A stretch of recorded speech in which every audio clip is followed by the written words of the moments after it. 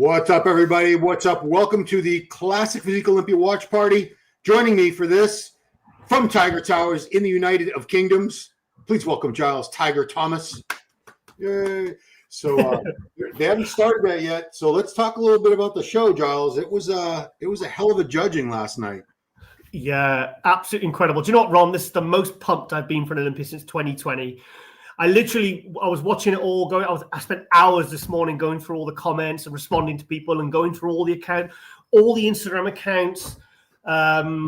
This has been a real shock. Where do you want to start, mate? I guess we'll start with Samson because he is the reigning champion, and exactly what a lot of people were afraid was going to happen did come to pass, where he went for condition but lost that wow factor that he had, the pop, the fullness. I noticed it the most in his back. His back seemed to be really down in thickness. There he is on the left. I didn't expect Andrew Jack to look the way Andrew looked. God, there's so many things to talk about. But Samson, wow. Samson first, because we were all hoping Samson was going to be big and full, but lean, detailed and dry like we'd never seen him before. We didn't get that Samson. Yeah, he gained like a few percent of condition. I said this in the para last week. I said I'm worried because I'll be honest, right? I was up in Newcastle when the Romania guest posing happened, and I remember I finished my workout. I was training at Viking Gym in Heaven, and I finished my workout, and it was the first thing I saw. And I saw the guest posing footage, and I went to the comments expecting everyone to be like, no, and everyone was like, "He looks amazing. He looks amazing," and I'm like, I don't think he does because yes, the glutes and the hams were sharper. But everything else just looked like, and I was like, I'm not sure. I could see what he was doing. I could see he kind of like pushing for the condition. The thing is, if it wasn't broke, why fix it? Because it was close between him and Hadi at the prejudging last year. But at the finals, he was the best man on stage. And yes, he wasn't the hardest, but the overall package was beautiful. And he deserved to win last year. Yeah. But this year, man, that front double bicep, my eyes go to Hadi first of all. Yeah. Hadi was a big shock because I thought when I saw that picture of it, the shoulders from the back doing the side laterals, I was just like, oh no, the shoulders look good, bad. The triceps look. But you know what? Look at him there. He looks absolutely sensational. Yeah. And I think he takes that shot. But Andrew, the thing is, where do we it's too much. So, Andrew. Yeah. Sorry, go on.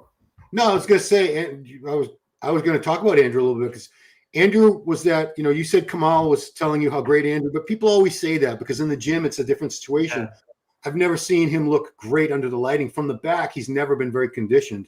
Mm-hmm. This is the best package Andrew has been in, coming up on 4 years as a pro. He turned pro in early 2022 at the Arnold, but yeah, I was very, very happy with what Andrew brought. You have him ahead of Sam. I have him ahead of Samson. And who would have thunk? 100%. To be honest, do you know what it is though, Ron? With Andrew, I think he's got third, and I think he deserves to be ahead of Samson because I've got Samson in fourth. And do you know what?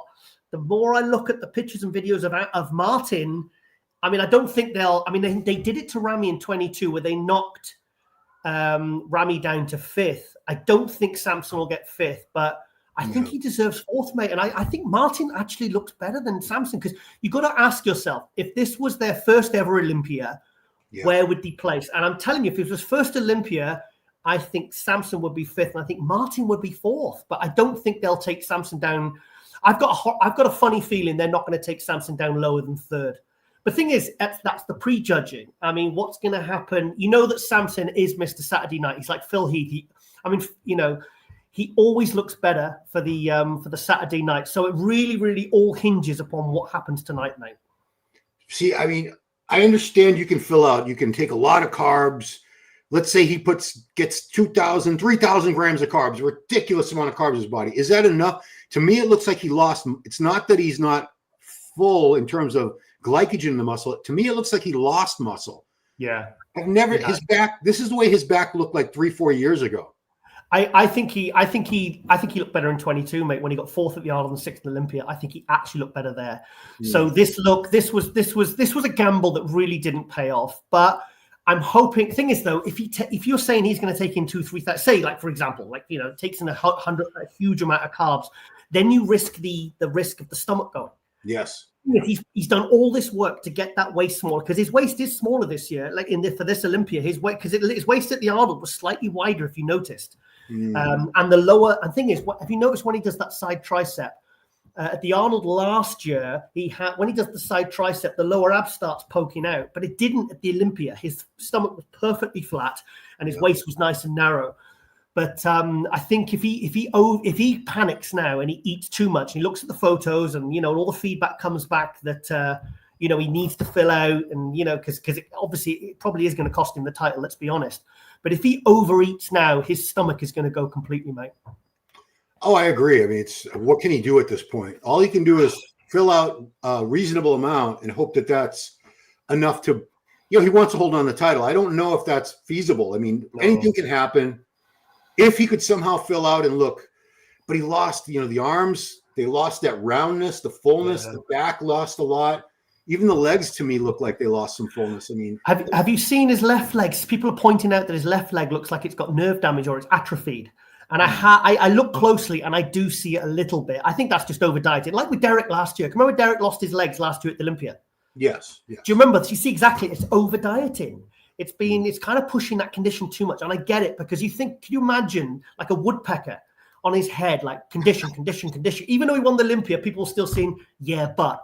I mean, he won the Olympia, but people are still saying that he didn't have the best condition. And I kind of get it. But that's not winning, mate. That's not winning. So to be honest, it's I keep flip-flopping between Derek and Hadi for the win, based upon what we saw at prejudging. But the thing is, like if you look at Samson at the Olympia last year at the finals, his rear lat spread was absolutely mind-blowing. And this year it looks like it's all gone, mate. I'm gutted. I'm actually gutted for him. Even the arms. I mean, his arms were a lot fuller than this before. Yeah. The lats just lost their pop. Yeah, I mean, exactly. I feel bad too, because he did what everyone wanted him to do. Everyone said condition. He's been hearing for the past 3 years. If Andrew ever got, he's never been in shape. He's never been in shape. Andrew, I just called him Andrew. Samson. So Samson, he did exactly what everyone wanted him to do, but it seems like it wasn't possible. Maybe I don't know if any other coach, or I don't know if it's possible for him to get into that kind of condition. The thing is, his condition doesn't look any better because he's so flat. It is a little bit better. It is a bit better. Okay. And his waist has come in like an inch, but it's a trade-off, because what he's done to get, I said in the Power Hour last week, I said, I'm hoping that to get a few percent extra condition, he doesn't to get 5% extra condition, he doesn't lose 20% size. And mate, that's exactly what happened. And it's like I said, he had the Olympia title, and yes, he was criticized for conditioning. So he's kind of tried to keep everyone happy, but unfortunately, it is going to cost him the title, man. Yeah, I mean, if he had come in the way he looked last year when he won, he probably would have won again today, or this. He'd probably be winning. Yeah, but then Derek and Hadi, mate, are so much better. I mean, honestly, Hadi and Derek completely surprised me. I thought Hadi was up kind of on the way. I thought he was on the slide. Like I thought Derek was last year, but then he shocked us all at the Arnold and absolutely, completely shocked everyone, and he rightfully won that as well. But for me, like I think the biggest shock is Andrew, because like I said, I was messaging Kamal. I said, "Come on, Kamal, mate." He said, "Oh, he looks good." I said, "Come on, mate. This is me you're talking to. You've known me 27 years." And he went, "No, I'm telling you, Giles. I'm honest. I'm being honest. Because the thing is with those Libyans, they're very, very brutally honest. Like Kamal always said, he said, to be honest, he is very, very honest. So I know if I'm speaking, like when I speak to Neil Hill and he'll tell me stuff, and he's brutally honest, even about his own athletes. There's no bias there." Yeah. Yeah, Kamal does say "to be honest" quite a bit, doesn't he? Yeah, to be honest. Yeah. I mean, I heard people say Andrew's legs aren't quite, his quads don't quite have enough sweep and width to match that crazy width in the upper body. I don't know. I could see that a little bit, but I'm still very, very impressed with him. He's never put it together like this before. Beautiful, isn't it? I was so happy, mate. I was so happy. I've been messaging him actually today, and I said, mate, you did it, mate. Because the thing is, he's always, when he turns to the back, the glutes and the hams, they're not crisp. Look at the glutes there, man. I mean, look at the back. I mean, his glutes and hams look as good as the upper back now. I think he's, I think he actually looks better from the back from the front now. Wow. Yeah. I mean, I've never seen glute striations on Andrew ever. Never. No. He's done it. He's done it. He's moved up, mate. And I think he does. Honestly, I think he deserves third.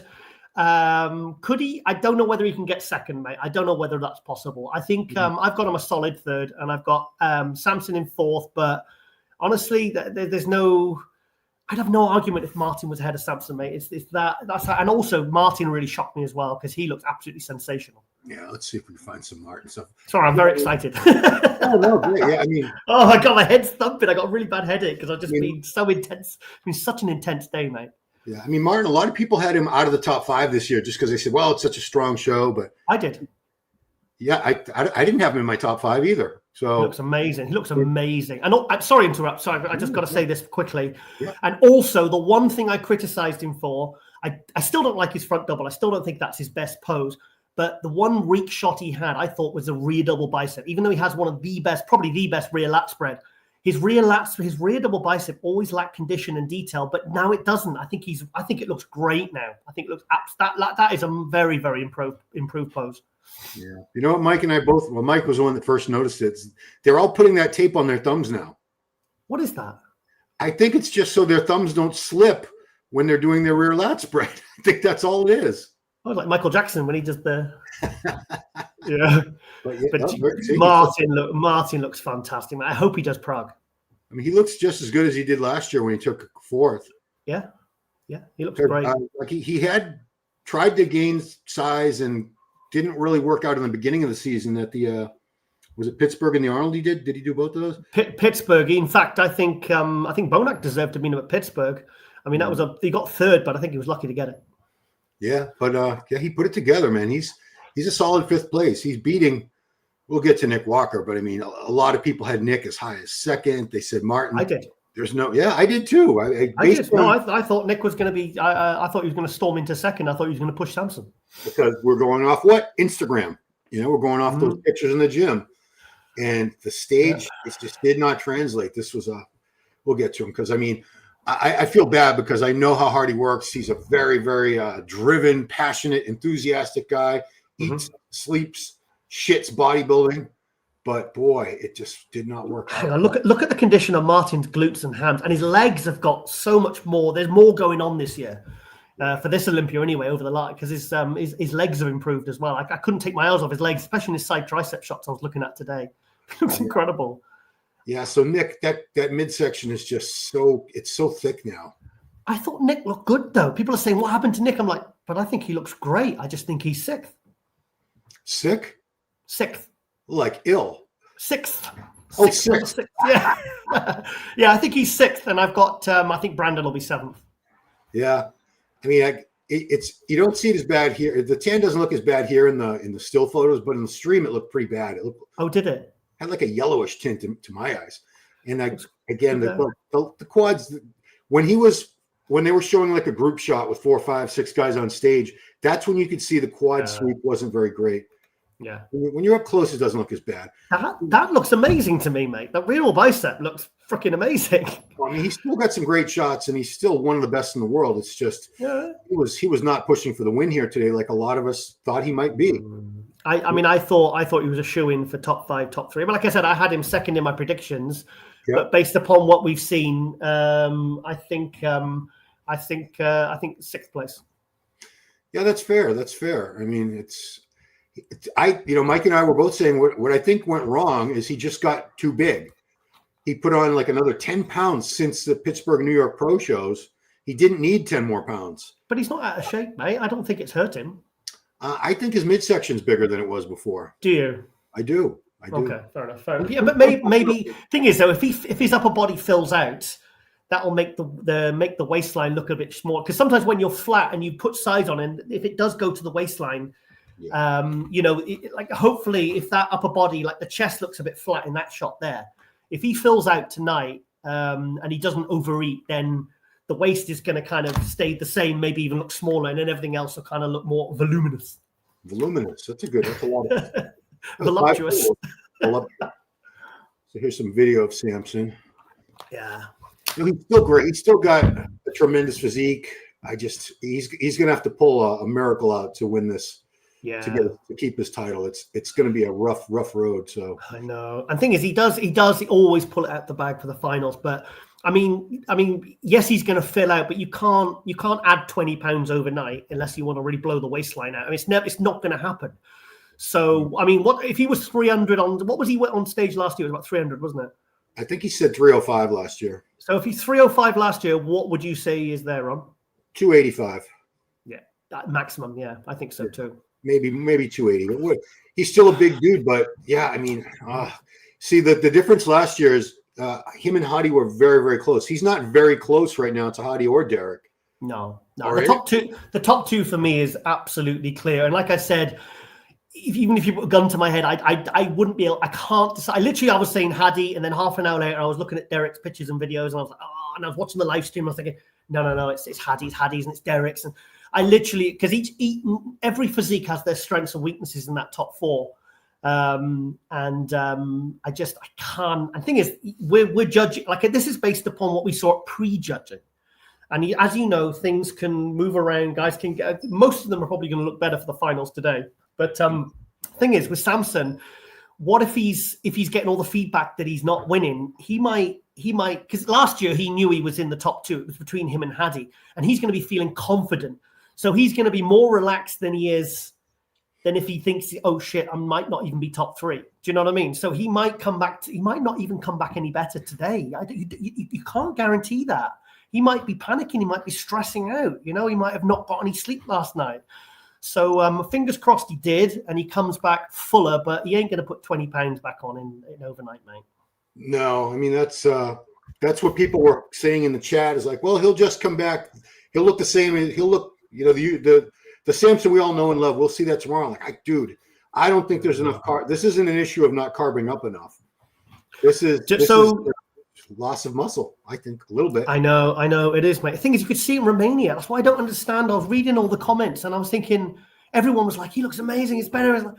It looks small to me. It looks like he's lost size chasing the condition. And I know maybe the idea was to try and get the condition early and eat up. But if the muscle's gone, it's gone, you know, and your metabolism's on overdrive. And it's not always as simple that you're just going to automatically fill out once you start coming into the show, because like I said, the back there looks like a completely different guy. I mean, honestly, I've got a feeling they might place him ahead of Andrew, but I think Andrew deserves to beat Samson here 100%. So when Rami was a champ from in 2020 and 2021, he dropped to 5th. They didn't have a problem dropping Rami down when he looked bad. Why do you think they would have a problem dropping Samson down? I personally, I think Martin actually does look better than Samson, but I don't know. I think Samson deserves 4th, but I've got a funny feeling they won't place him lower than 3rd.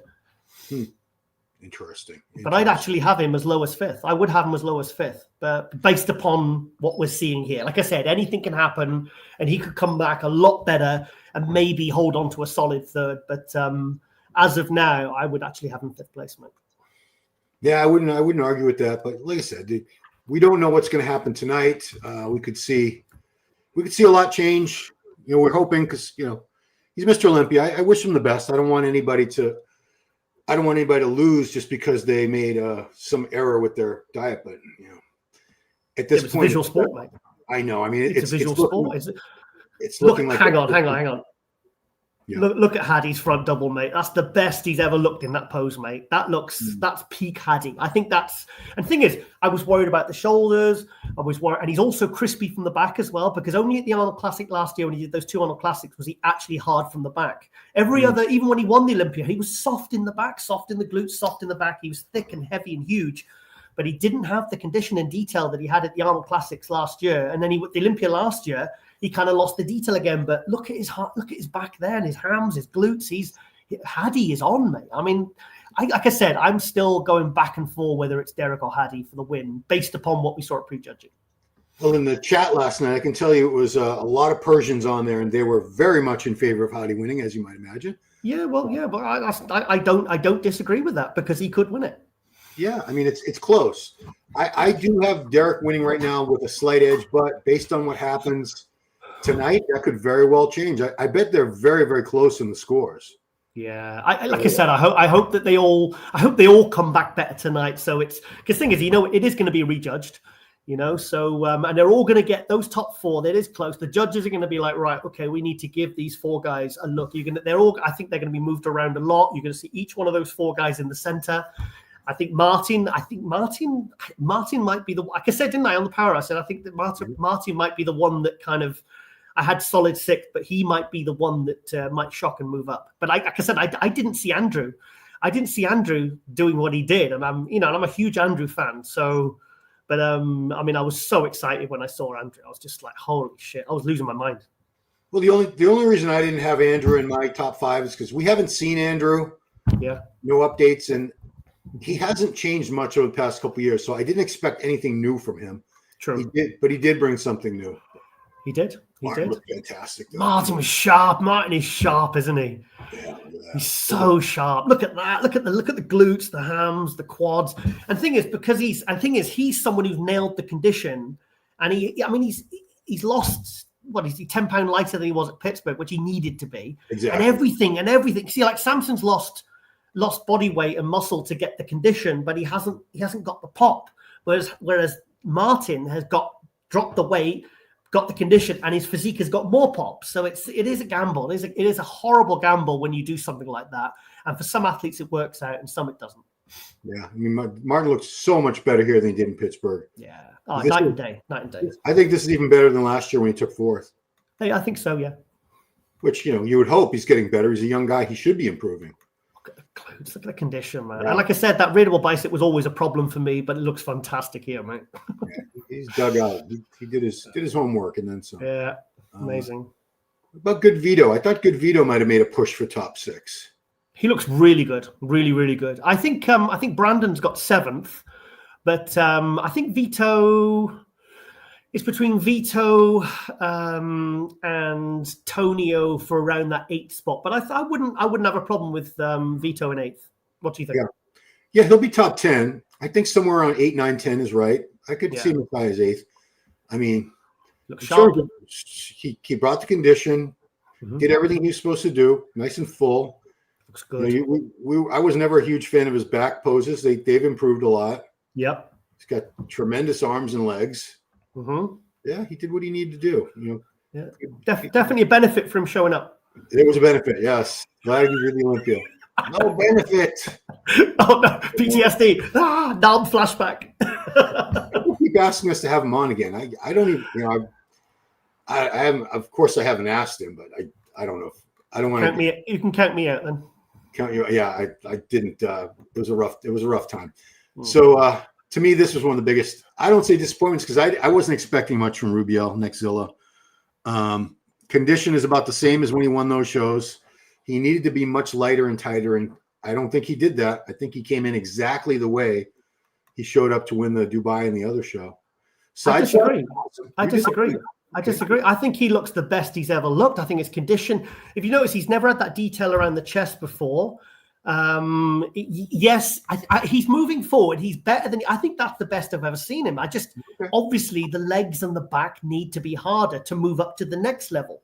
Yeah. But I wouldn't be shocked if he creeped into the top 10, mate, to be honest. I think he looks really, really good. And the thing is, if he comes back today a little bit tighter and his legs become a bit more separated and detailed, I could see him creeping in the top 10 because I didn't have him in my top 10. You did.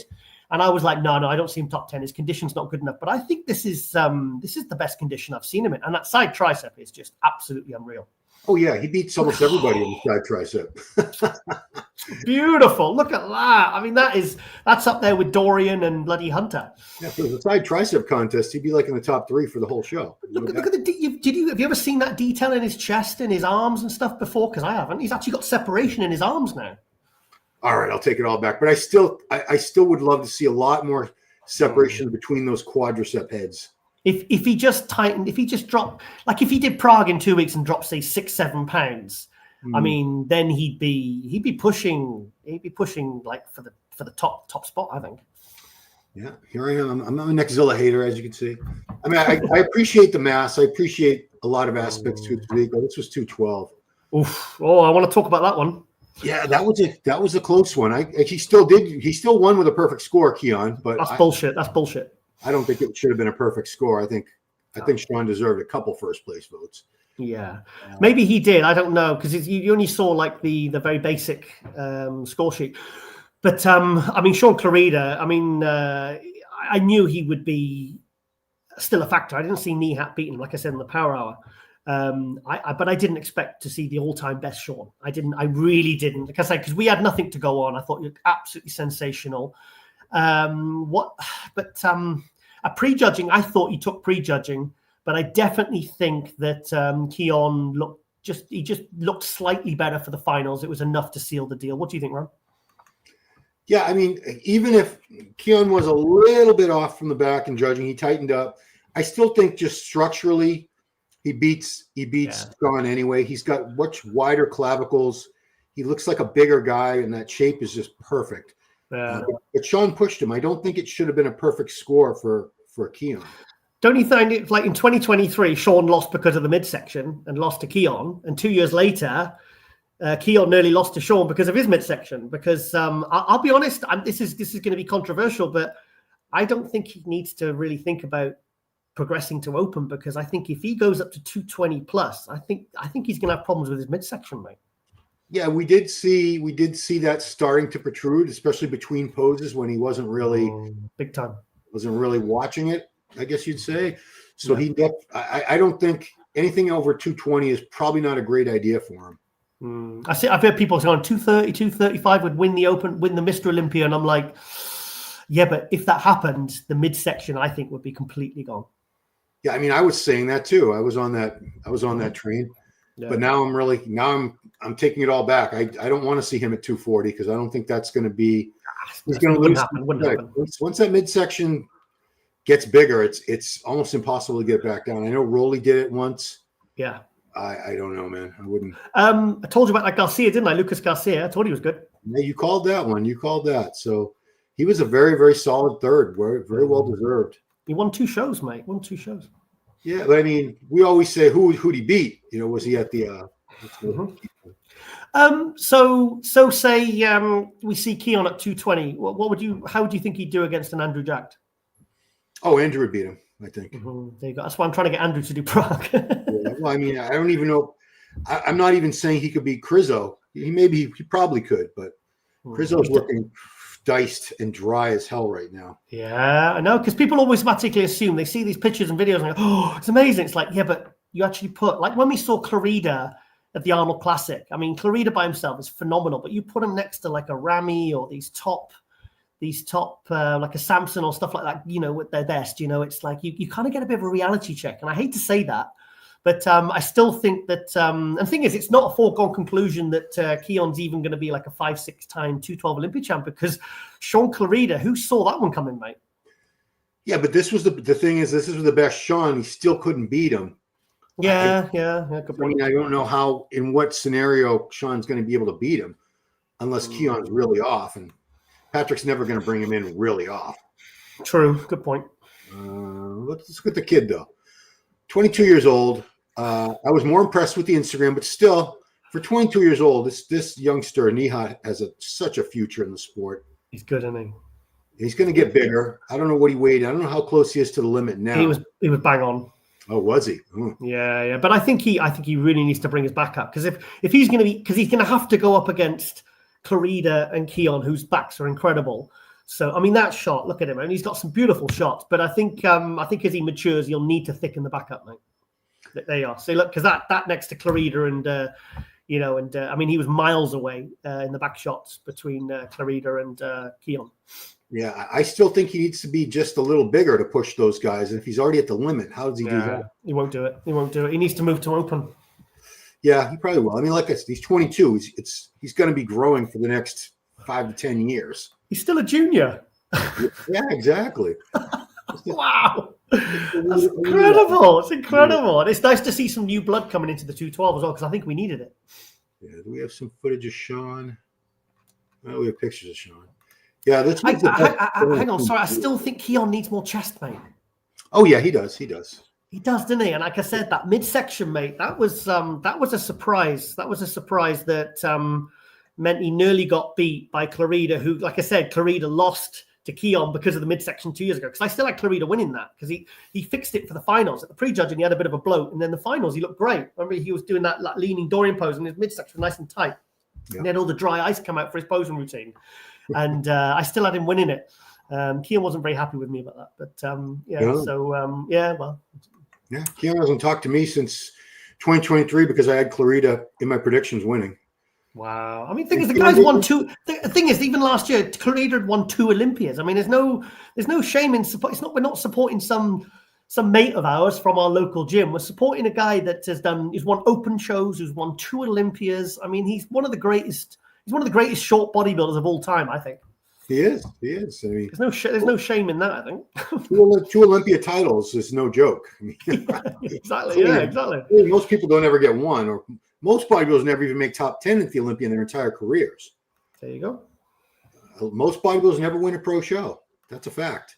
Yeah. So, yeah. Oh, well. I love him. He's like I said, he is actually one of my all-time favorite bodybuilders. I just think I love everything about him. I think he's awesome. So Classic there, just so you know what's going on, guys. Well, here's Lucas. Yeah, Classic right now is they're going to start the individuals. They're doing groups right now. I guess I'll show it for a second. What the heck? Mm-hmm. Do it. Yeah. So present your invite. You can do the thing. Come on, Ron. Oh, shoulder. Ow. Oh. What am I doing here? Keep talking, Giles. I'm still in my. Look, have you noticed? I'm still in my training gear. I still got my training chain on. I wear a chain when I'm training. Oh, okay. Share screen. Huh? With my Gasp jacket, training jacket, and a really good chest and shoulder session today. Yeah, I didn't miss that much sleep, so I shouldn't be that loopy. So what I'm doing is pausing every now and then. Yeah. So I'm not showing the stream. I was getting a lot of heat last night from people who don't understand that I can't show the stream if I want to keep my YouTube channel, which I do. I like to have my YouTube channel. So I counted. There were 53 men on the list. So who's definitely out? I want to see if this was updated. Petrov, yeah. Ziko Petrov? Is that his? No. Okay.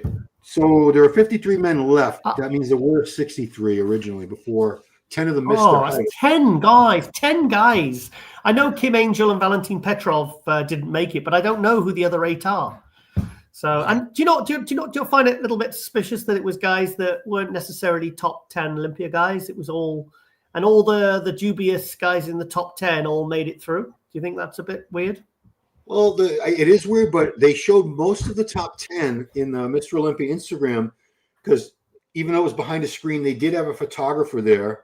Yeah. You could zoom in on the weight and on the height to see that it was what it was stated as. So I don't know, but yeah, it is an odd coincidence. Let's just leave it at that. Bit of a chin stroker, that one. Chin stroker. Oh boy. All right, we're gonna go back to Lucas. We'll give Lucas some love because this guy looked great. You know, I wasn't really that aware of him. He won Tampa and another. No, you got the wrong guy, mate. Do I really? Damn it! Like you with your Samson and your Andrew and your. And do you know what? Do you know that Chinese guy? Doesn't he look like Liang Chang, the guy who's in the Open? Doesn't he look like him? Even the physique looks similar. A little bit. What do you mean a little bit? It's a lot. Looks like his bloody twin brother. Let's talk about Behrooz. Yeah, sure. Yeah, so Behrooz, I thought he brought a good package, but the legs are a liability. They need a little more sweep. He held his own. I still think he's going to be probably like in that 7 to 10 realm, somewhere in that realm. No, I've got Brandon 7th. I would probably have Vito 8th. Maybe even hang on. Tonio 9th, maybe Rubiel 10th. I think Behrooz might get about 11th, maybe. What do you think? Oh, I don't know. He looks good in some shots, doesn't he? It's very respectable 11th, but yeah. You know, Milo said he thought he could win, and a lot of people were predicting top 5. We knew that was going to be a long shot. We knew. New comment. I mean, he looks great. Don't get me wrong, but this is the Olympia. Yeah.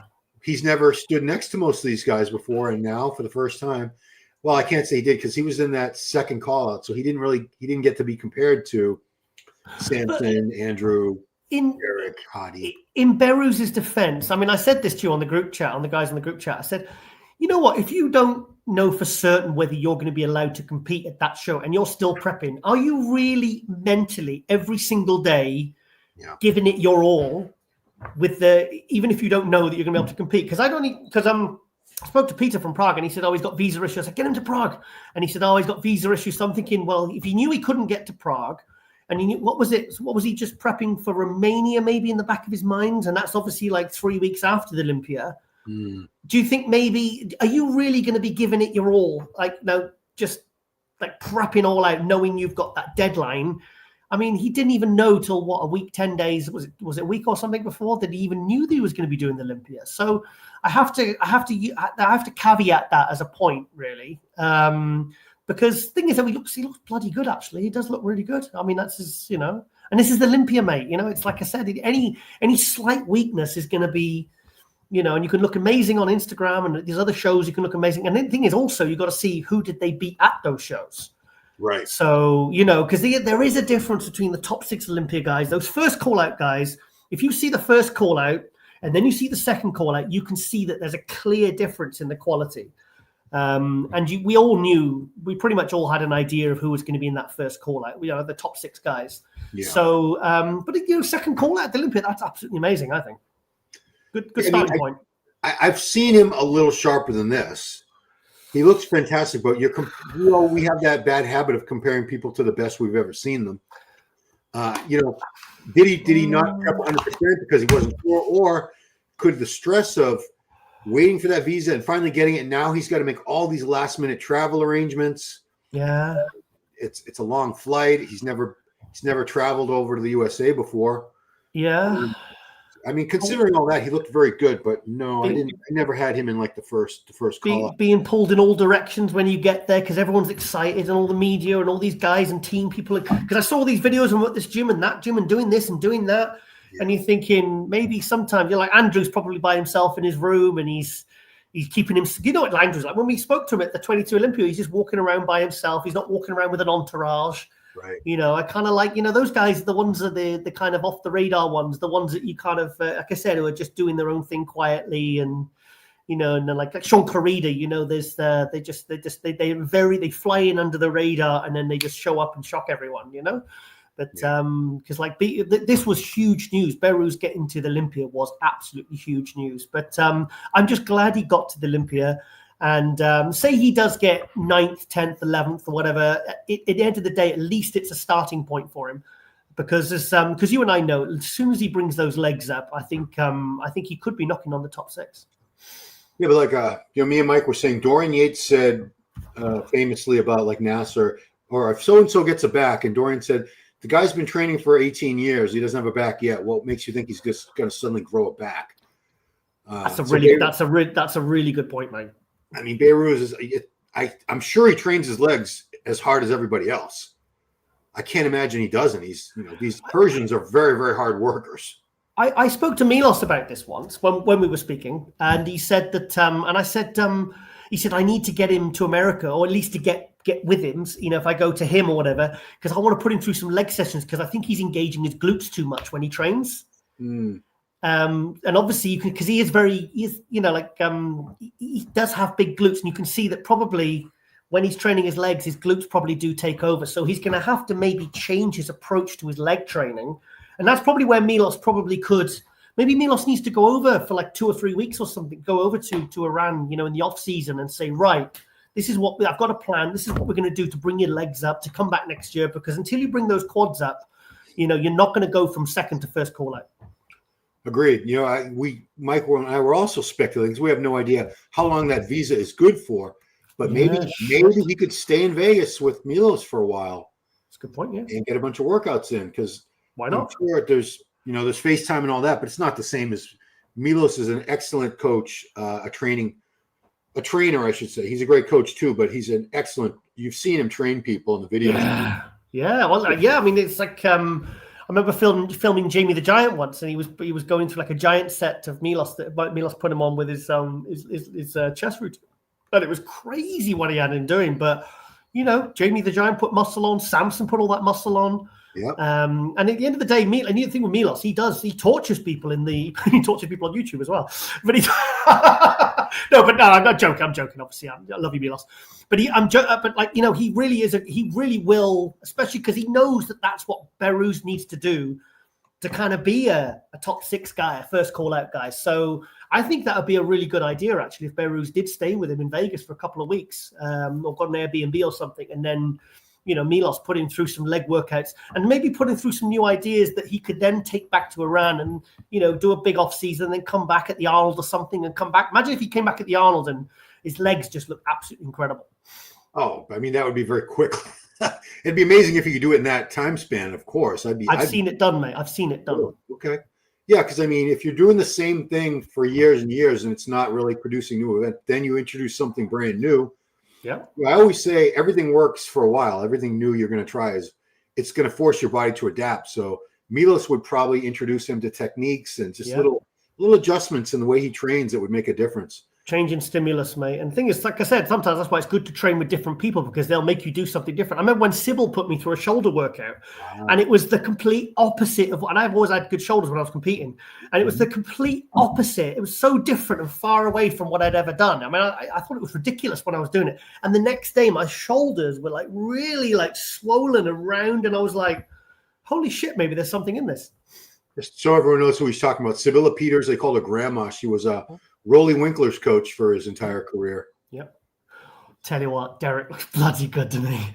Yeah, I mean, I have him in the. Hadi looks fantastic too, but to me, Derek he's winning. I didn't honestly. He shocked me again, like he did at the Arnold Classic. I didn't expect that to happen, but when he walked on stage and looked at the photos, I was like, he's won this and he deserves to win it. I didn't, like I said, I've been saying all year, I didn't think he could peak again. I thought, like I said, I thought Pittsburgh would cost him his peak for the Olympia, but it looks like again, I've been wrong, mate. Well, let's see the pattern. So 2024 Olympia, flat legs. 2025 Arnold, full legs. 2025 Pittsburgh, flat legs. 2025 Olympia, full legs. So it's every other show, his legs are full. So, I mean, that was my concern. I was really thinking his legs aren't going to be able to hold up again because he's been in prep almost nonstop since, he did the Olympia last year. Didn't have much of a break. He had to turn around and start prepping for the Arnold like 6 weeks after that. And then Pittsburgh was like 5 weeks after that, I think. And then that doesn't give him much of a break before he had to get back into prep for this. So I thought his body was just going to be thrashed. Ron, he might be walking away with an $800,000 check tonight as well, mate. Oh, you got the number? No. I'm guessing. I don't think it'll be $1 million. I know that the purse is $2 million total. Right, but that's everybody. Yeah, I know. So I'm guessing they're going to have to. I think they'll have to go higher than 750, but I don't think they'll go higher than 800. Personally, that's what I think. I think it'll be like it was last year, where like I said, I was in Romania last year, and Jake said to me, he said, you know, when that check was handed out, the ink was still wet on it, because literally till a few minutes before, because Jake said, get the numbers in for all the live stream revenue and everything else, and they said they literally sat down minutes before the placings were announced, and he said, we worked it out on a piece of paper, and they went, yeah, we can pay 600. And he said, literally, the ink was still wet. That's what he told me in Romania, mate. Wow. Yeah, I mean, I could see 800. I saw a post that said the 212 prize dropped from 90,000 last year to 50,000, and I don't think that's accurate. I don't think was it 90 last year? I didn't know that. I don't think it was. I think that was incorrect. I don't think it's ever been more than 50 or 60. That's not like the internet to lie to us. No, exactly. So Earl's exactly what I thought was going to happen. I thought he'd be in great shape, but size-wise, he's not ready yet. Yeah, 2 years, mate. Yeah, give him a little time. That back needs a lot of work. Yeah. He's kind of narrow in the clavicles, so he just needs overall more delt, more back thickness too. But, conditions on bang on. His legs are great. Obviously, we know he's a fantastic poser. Give her some time. Give this kid another solid off season or two. Urs was, like I said, I'll second what you said there. Urs was exactly what I expected. Solid debut. He's probably going to get around 12th, something like that. I think he looked really, really good. But I think let's not get ahead of ourselves.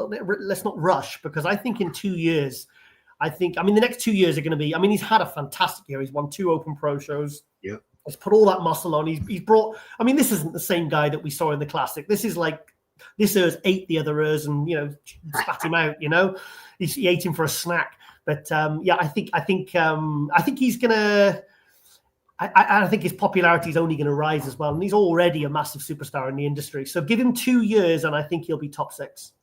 Yeah, we have a tendency to try to rush everybody. Yeah, I do.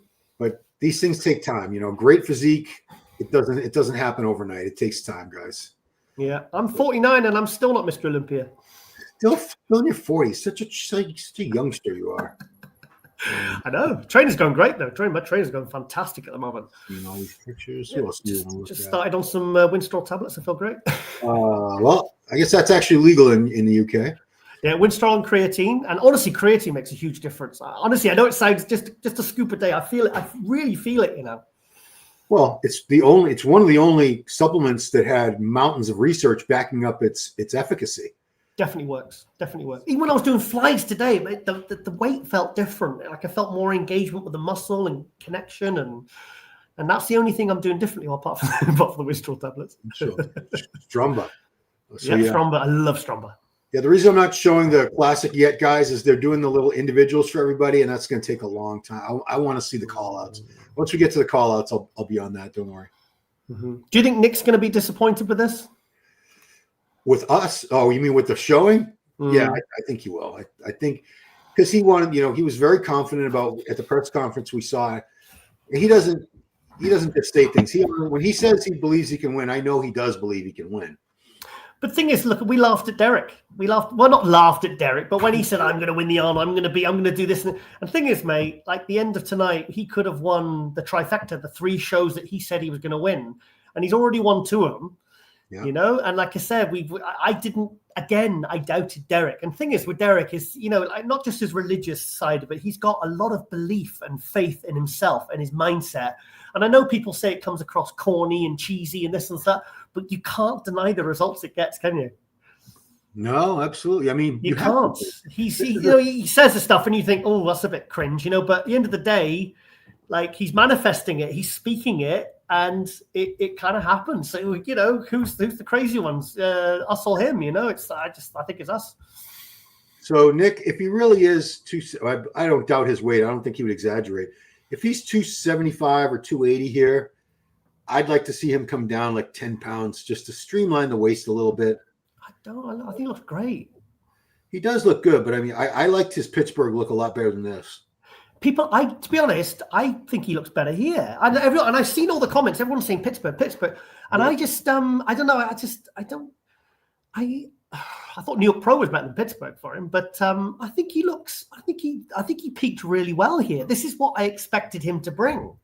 I did expect him to place higher, like when he actually compared to the other guys. But thing is, people are like, oh, 6th place, like it's like, people are like laughing and putting laughing emojis and clown emojis. I'm like, still top 6 in the world, mate. I mean, come on. I mean, he's not going to win. He's not going to win. Let's be honest. But he hasn't blown it. He brought a good package. Look at the glutes, the hams. He's big and he's in condition, mate. My point is, this is his 3rd Olympia. He was 5th place at his 1st Olympia, 3rd place at his 2nd Olympia. Now he's going to drop down to 6th. On paper, that doesn't look like a good progression. It looks like he's going backwards. And I mean, is the competition really that much better now than it was at those 2 Olympias? Somebody notable today said he thinks Brandon Curry should be in. I don't see that. Sorry, getting very excited again. Did you see Brandon's legs? Yeah, they were definitely bigger than they were. I've never seen, even when he won the Olympia, he's always been criticized for the detail and the conditioning and the separation in his legs. But look at his legs. Because I spoke to Brandy on the messages. Brandy and his coach kind of were commenting. They said, I'm telling you, Giles, he is better than he is at the Arnold Classic. And then when I saw the videos and, and doing a bit of training and doing some side laterals, I was thinking, yeah, I think Brandon's going to come in under the radar. Because like I said, I had him purely top 10 because I didn't see him and Bonac falling out of the top 10. Yeah, let me try to find him because I was surprised because I think his legs look better now than they have in years. Yeah. He actually, ironically, even though think about his first Olympia. It was 2011 when he got 8th place. Like, this is like Dexter Jackson level shit that he's actually still maintaining, not just maintaining his placing, but he's maintaining a really good look. I've never seen his legs that sharp ever, even when he won the Olympia. Maybe when he won the Arnold Classic in 2019.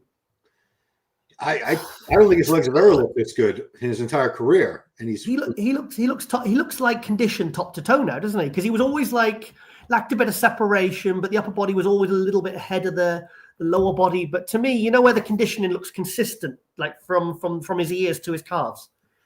Yeah. Okay. Well, now that I'm seeing that, I could see where him and Nick. I don't know, were they together?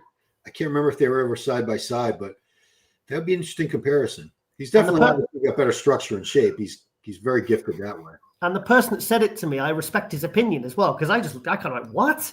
And he went, no, look, bro. He says, I'm telling you, he says, if you really compare him, he says, I'd have no argument if Brandon placed ahead of Nick. Personally, I think Nick's got sixth. I don't think anyone's taking that away from him, depending on what happens tonight, of course.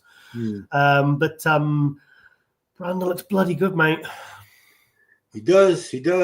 Yeah. I mean, I'll give him his credit because 42 years old. He's been a pro since, I want to say, like 2011 or 2012. 2008. 2008. Wow. So he's no. It was hang on. Well, he did the Olympia in 2011 because I remember I stayed at that friend of Neil Hill's, and we all stayed in his big farmhouse. Huh. And that was when Neil was prepping him, Neil Hill. Okay. And that was 2011. 2011 because I was just about to start doing video stuff for MD. Oh. And we all stayed, and we went to that fishing place, and we all had fish and chips. And then we went into this little pub in the middle of Cumbria, and Brandon walks in a t-shirt, his massive arms, and the barmaid looks. She said, "Excuse me," she said, "Is that so and so, the cage fighter?" And I said, "Yeah, it is." And then they were all whispering and gossiping, saying, "That's that famous cage fighter." And I was just like, "Okay." I don't think they'd ever seen anything like that in this little village, in the middle of nowhere. Yeah, no, they're saying we're missing the whole show. Well, this is all we're missing right now, guys. It's just like one guy. Once they're done with the individuals, I'll stay on the screen of the live stream, the pay-per-view. But for now, nah. What do you think of Regan? Yeah, let's find Regan. Tonio. Let's talk about Tonio, Regan. Because I've heard really. I haven't seen too much on Tonio, but I've everyone's kind of quite impressed with what he brought, and I did expect him to make top 10.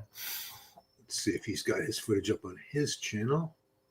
His page. Nope. All right, so let's go back.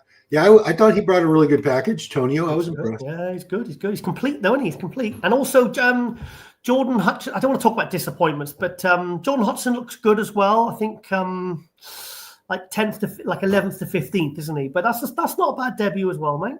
Oh, here's Tonio. So I'm trying to figure. So he was 8th 2 years ago. Yeah, he blitz. Trying to remember if he looked better than this then. He doesn't get much bigger, but he doesn't really need to. He's got that beautiful shape. I quite like those guys. Like that kind of everything kind of flows. They don't have a bad pose. They don't have a bad body part. Everything kind of like that Jordan Hutchinson. Every pose he looks good. He doesn't have like an outstanding pose, but everything is kind of at a certain level. And those are the guys that sometimes they're the ones that actually do really, really well in the prejudging because they like I said, they don't Behrooz, when he turns to the front, the legs look weak, but from the side and the back, he looks great. And then, but in the front shots, all you're looking at is the legs, Yeah. But guys like Tonio and Jordan Hutchinson, they don't really have any like glaring weaknesses. No, he's very, very complete. I mean, that's why I always compare him to Dexter, because Dexter's one of those guys. Chris Cormier be another example where you say, "What's his best body part?" You can't think of any. There's no answer because everything's perfectly balanced. The whole body is great. It's like, and the thing is also it's about flow. That's why I think like Brandon now he's kind of the top half matches the bottom half in terms of conditioning. Like he actually flows better than he did before, even though he's a little bit smaller. He actually flows better because, like I said, there's no disparity now. That's why I think like also Behrooz. People will say that Behrooz is going to be like really, really high, like in the top 5, top 6. I said, I don't think so because Behrooz' upper body this year actually got bigger, but his legs didn't. And I think that makes him more top heavy. So for me, that's why I said I thought he'd be like a 6th to 8th place guy. So until, like I said, because you can improve, but if you're like when Rami used to get bigger and bigger, but the weaknesses still remained the same. It wasn't until 2020 when he actually balanced everything out that things really started to happen and really, like I said, he won the Olympia in 2020. Yeah. Yeah, Jordan made a really impressive debut. Awesome. I didn't think he was in the running for top 10 just because all the big names and the track record of those people. A little more arms would do him a world of good. He's got these massive delts, massive legs. It's the tries. His buys are not bad. The tries need to come up. But, condition-wise, he brought it. He brought this very similar package to what won Tampa and Texas a couple months back. So good on him. I'd love to see Rubiel come back a bit tighter tonight. Imagine if he really pulled it hard and dropped another 4 or 5 pounds. Because the thing is, a guy that size, I mean, he could go to the toilet and lose 4 or 5 pounds. And, literally, he could go for a pee and literally lose 4 or 5 pounds, and that's nothing on a guy that size. Maybe. But it might bring those. It might be enough to pull the legs in, because I think his upper body looks his upper body from the front and the side, I think, looks tight. It's just when he turns to the back, he kind of looks like he's 4 weeks out for me. Yeah. Yeah, he looked good. Let's see if we can. Oh, what did I do there? What did I do there? It's getting dark now. Okay, let's go to. What an Olympia, though. And also the other classes, Ria Gale and Shelley, because Lauren sponsors Shelley. Oh, really? Can I tell you a very, very quick story about what Lauren did on the weekend? Absolutely. Because Lauren has a Buff Bombshell business, and she sponsors her with the jewelry and the shoes and stuff. That's what she does for the competitors. She has these things called Buff boxes, and she puts all she sends it to her sponsored athletes. And she sent one a few days ago. I think I actually posted it for her, and it didn't get to Shelley. And Shelley was stressing because she had to fly out, I think, on Monday. So Lauren was like, "It's not going to get to us." So Lauren on Sunday night caught a bus, like a coach, at 11:30 at night, which took all night to get to London. She slept on the coach, got to Shelley's for 7:30 in the morning, got her shoes and her jewelry so she could wear on stage at the Olympia. And then Shelley literally shoved it in a bag and went straight to the airport. Wow. And then Lauren got the train literally from the south of England to the north of England. She came back, and I was like, because I couldn't believe it. I laughed at when she said she was going to do that. I said, "Don't be so silly." She says, she said she's not going to have her stuff. She said, I'm a sponsor. I've got to do that. So Lauren, oh my God, wow. And then Lauren had to come back, and she was straight into bed because she was shattered, but she actually did that for a sponsor. So for Shelley to win the fitness. So basically the UK has already got 2 wins. And I think we can discount Samson as winning the Olympia, but with Ryan Terry, the UK might have 3 British Olympia champions this year. Not bad for a little island in the middle of the Atlantic Ocean. Yeah, Tiger Power. I taught them everything I know. Well, let's take a look at Regan. Here's Regan Grimes. Looks good. Again, coming in, another guy coming in with 2 wins, but yeah, this wasn't going to cut it for top 10 at this Olympia. What, top 15, yeah? Top 15. I mean, he's still got the beautiful shape, the big guy. Still want to see a little more condition, a little more arms, a little more chest, great back shots. Yeah, amazing back shots. A little film there. He just wasn't as sharp as I wanted him to be. That's the best I've seen him. I think if you think about who we've just had out, I think you're looking at just top 15, 13th, 14th, 15th, aren't you? Yeah. Yeah, because I think Urs will take him. I think Rubiel will take him. And like I said, if we add up the names that we've had, you're probably looking, I think he will just about make top 15, which, and I think he looks good. I think he has a really nice look. I like the wide shoulders, the small waist. Yeah, he looks good, but he's, there's no butt really. I think he looks tremendous, No butt. So, yeah, it's just the level of competition. yeah. It's just, this is the Olympia, and this is a very, very tough Olympia. So, yeah, it'd be interesting to see what happens tonight. Like I said, I don't see Samson regaining 20 pounds overnight, but he's probably going to look if he's got a good night's sleep and he's managed to get some decent amount of food in and also stay calm, because that's a big thing, isn't it? Like the night before a show, you know what it's like. If you sleep really well, you wake up and everything's shrink wrapped and everything feels nice and full. But if I remember once I was taking these Aquaban tablets, and they were like a herbal, they were from the supermarket, like literally these water tablets. And I was told to take them, right? And then I realized I kept taking them and I could feel the water coming out of me. They're used for women with fat ankles, So anyway, I looked on the back of the packet and I couldn't sleep. And I looked and realized that every single one had 50 milligrams of caffeine in them. And I had a whole strip, and I literally didn't sleep a wink. And I did the Britain finals, and I looked I ended up getting 8th place, but I looked absolutely terrible.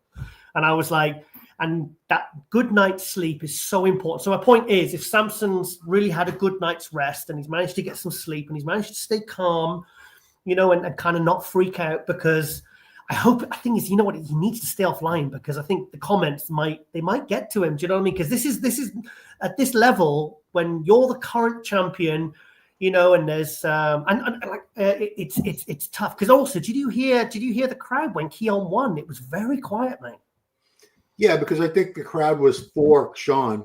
Yeah, underdog, isn't it? Exactly, because nobody expected him to even be second place this year, or a lot of people didn't. You know, he's in his 40s. For him to be, and he had a poor showing last year. He still managed to place well, but the way he looked at the Olympia last year, when he was so flat, it was awful. He pulled it together for Prague with Boss of Outlaws' help, but yeah. But he had a new coach, John Jewett. It's coached him for this, and John did a fantastic job. Clearly, he did. And do you know what? Look at Hadi there, man. I mean, I honestly thought Hadi was starting to slide. You know, I honestly thought he was starting to slide. But look at him there. He looks beautiful, doesn't he? It's amazing. He's a lot of us. I wouldn't have. I was going into the show, I'm thinking he might drop down like 4th or 5th this year. I did.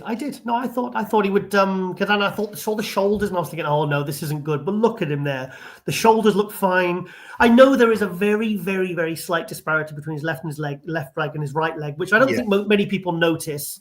And yes, I have seen his arms fuller and stuff, but still, he's still a force, isn't he? And like I said, I wouldn't. I mean, depending on what happens tonight, he could still conceivably win this, I think.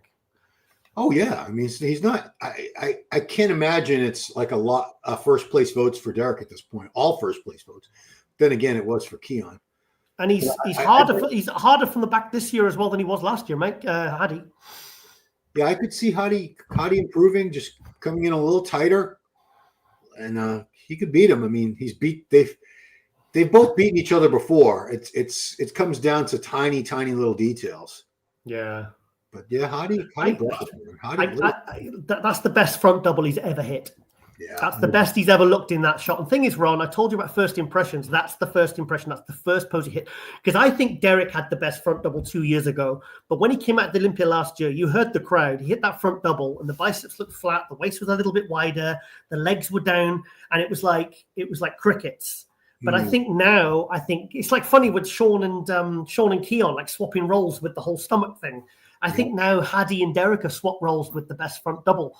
But like I said, it's the first pose, and that's the one that gets the judges' attention. So if Hadi has the best front double, instantly that's in his favor. That's so it is a bit of an advantage. Like I said, if you've got a good front double, you're on your way.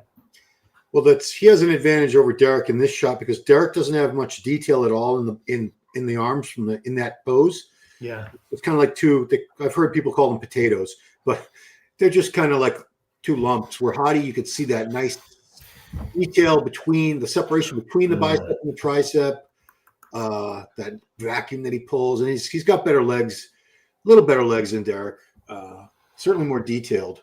I do prefer Hadi's legs 6 years ago, but they're still. Thing is, even still, they're still bloody good. Do you know what I mean? It's like I'm comparing him to all the mental images I've got in my head from 2019 Vancouver and years after. But his physique has changed in that way. It's got better in other ways. You know, he's bigger now.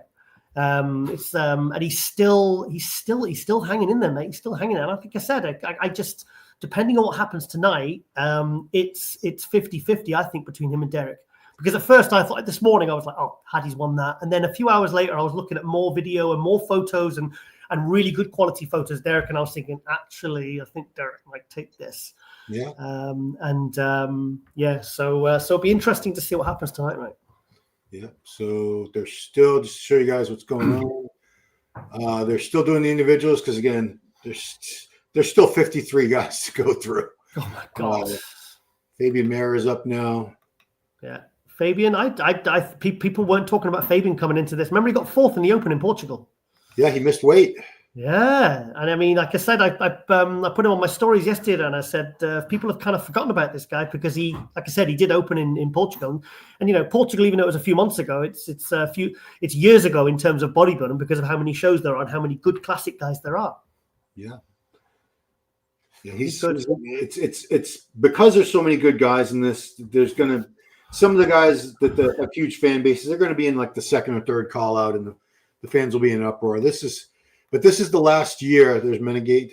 This is the last year they're going to have this many people on stage for Classic, because they did move back to the point system, and they're either going to win 2 shows, or they can win a tier 1 show, and they only have to win that one, or they have to be top 5 in the point standings at the end of the qualifying season.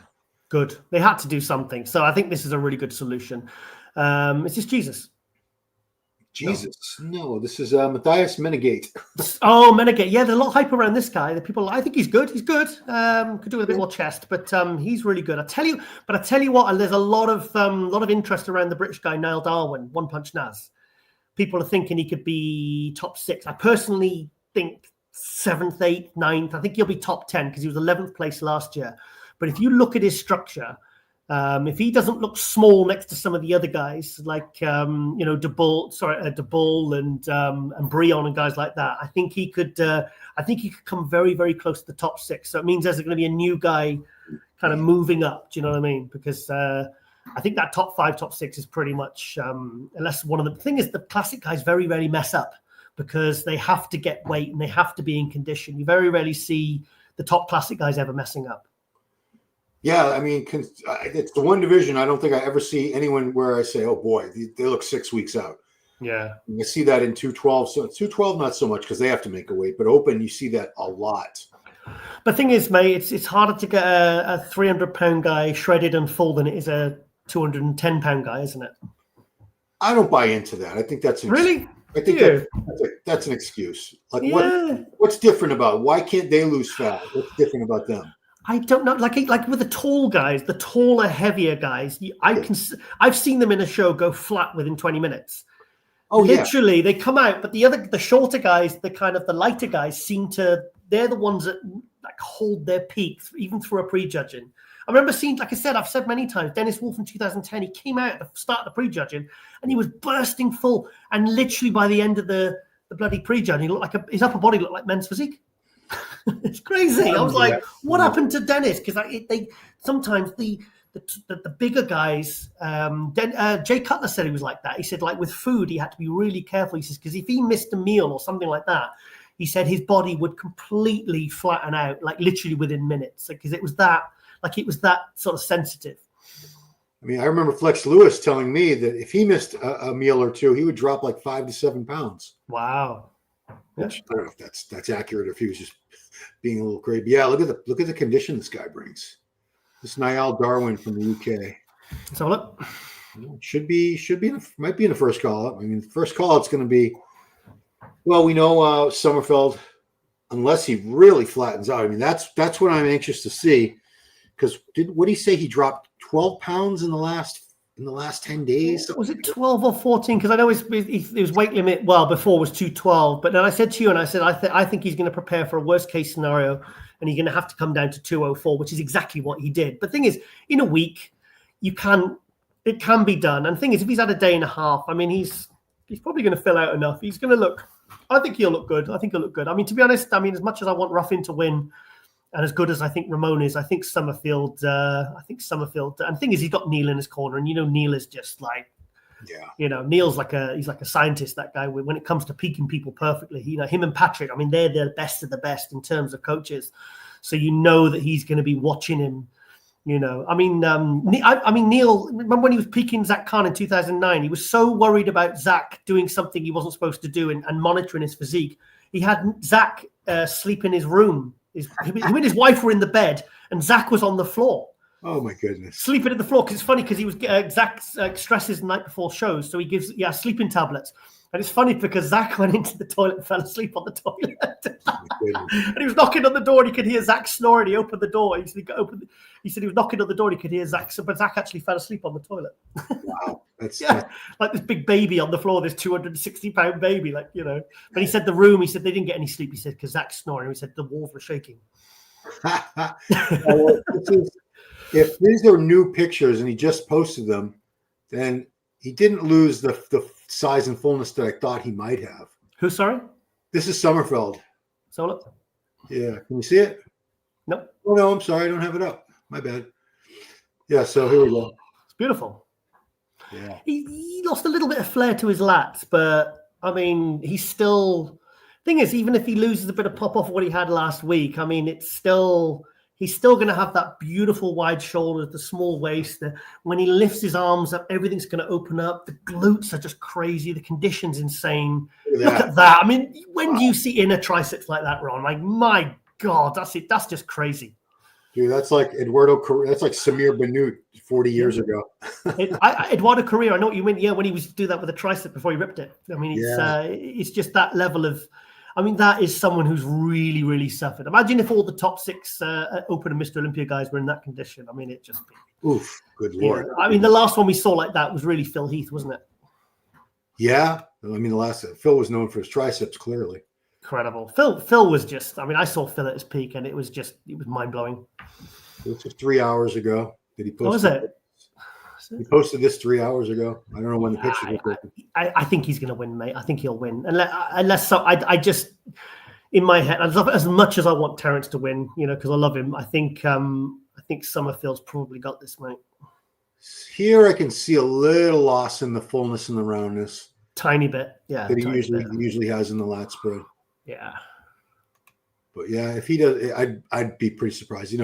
We'd be very happy for Ruffin to win, Ramon, whoever wins. Ramon, mate. I mean, like I said, it's funny because I never saw the hype about Ramon in 22 until I saw him on stage. And when he walked out, I think you were sat next to him and I went, I get it. He is really, really good, actually. And like I said, when I saw him posing, I was like, because sometimes some guys, you can see them in pictures and videos and you think, yeah, they're good, but everyone's like raving and going absolutely losing their mind over it. And you think, oh, it's just because they've got a big fan base in their country like Ramon does. But then sometimes when you actually, it's like Bumstead in 22. Like I thought Bumstead was good, but when I saw him in the flesh, it was like, holy shit when he walked out. And it was actually the same with Ramon. So you do realize that in every category, there are levels. It was like Clarida and Keon in the 212. You know that as soon as they walk out, all eyes are going to be on them and everyone's fighting for third. Yeah. Ramon, where'd he go? There he is. Yeah, I mean, he's good enough to win. It's under the right circumstances. Oh, I don't like that I don't like that shot. Yeah, that looks a little small to me. Oh, shit. Oh, okay. I think I'm putting Ruffin in second. So this is backstage. This was just taken backstage when that's got me concerned, mate. Because the thing is, you remember those photos he posted a few weeks ago, and he was posing and he looked amazing, and all these body parts were up, and it's like, yeah, but when he makes weight, all those gains might completely disappear. It was like Wesley when he guest posed in Germany 2 weeks out from the Olympia last year. He looked phenomenal. He was ready. He looked full, big. And then I remember seeing the video of him pumping up backstage, and it just like all his chest just went like that because when it all came off his hamstrings, his legs, and he kind of just looked lifeless, because it's, that's kind of why I'm kind of interested to see what Keon's going to look like in Prague, because I think he probably will be around 220. Because Patrick said to me, he said, he's been ready at 220 for weeks, and he's been 217 the last few days, and then we're going to have to get him down to 212 and then kind of, try and get him back up to maybe 3-4 pound heavier, But I'm always curious to see what they look like with no weight restrictions. Yeah, I wonder how many guys will jump in that. You've been trying to talk some guys into Prague. Oh, Andrew's getting a call from me tomorrow, mate. So these were also, sorry to interrupt, and also I've messaged Clarida and I say, mate, with what's just happened, get yourself to Prague, because who wouldn't want to see Keon and Clarida going at it again? Oh, that'd be amazing. That rematch would blow the roof off the place. Yeah. And you think Crizo, and then you got Andrew Jack, and maybe you got Hadi or Nick or something. I mean, that show's going to be insane. The thing is, I think Martin will probably show up again as well, because he obviously is a defending champ, isn't he? Why wouldn't he? Yeah, Ramon. So this was 2 weeks ago. I do think he was one of those guys who was probably concerned about making weight, because there were always little rumors about, well, he's not really as tall as they say he is, and they've been letting him skate by or whatever. So this looks to me a lot fuller 2 weeks ago than what we just saw. I can imagine, like, say, a week after the Olympia, if he doesn't pig out and he just eats on clean food, I can imagine if he puts like 8 to 10 pound on, he's probably still going to be in the same condition, but his physique is going to look completely different. That's why I wouldn't mind seeing Ramon even jump in an open show. I mean, I think, like I said, because we all want to see the best version of their physiques. Like, we never got to see Flex Lewis doing the Open at 2, because I asked him, and I remember at the 2016 Olympia, or 2018, the 2018 Olympia when Roden won, I went up to him in the press conference and said, "What's your best physique?" And he says, 226, Giles. He said, "I'm ready."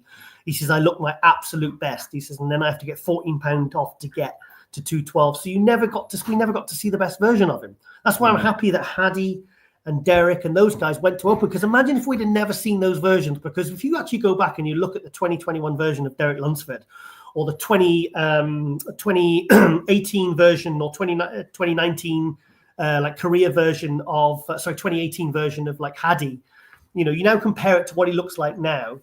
I'm so glad that these guys made the switch, because eventually it's like, I want to see Wesley as an Open. I want to see Wesley because I think he'd shock.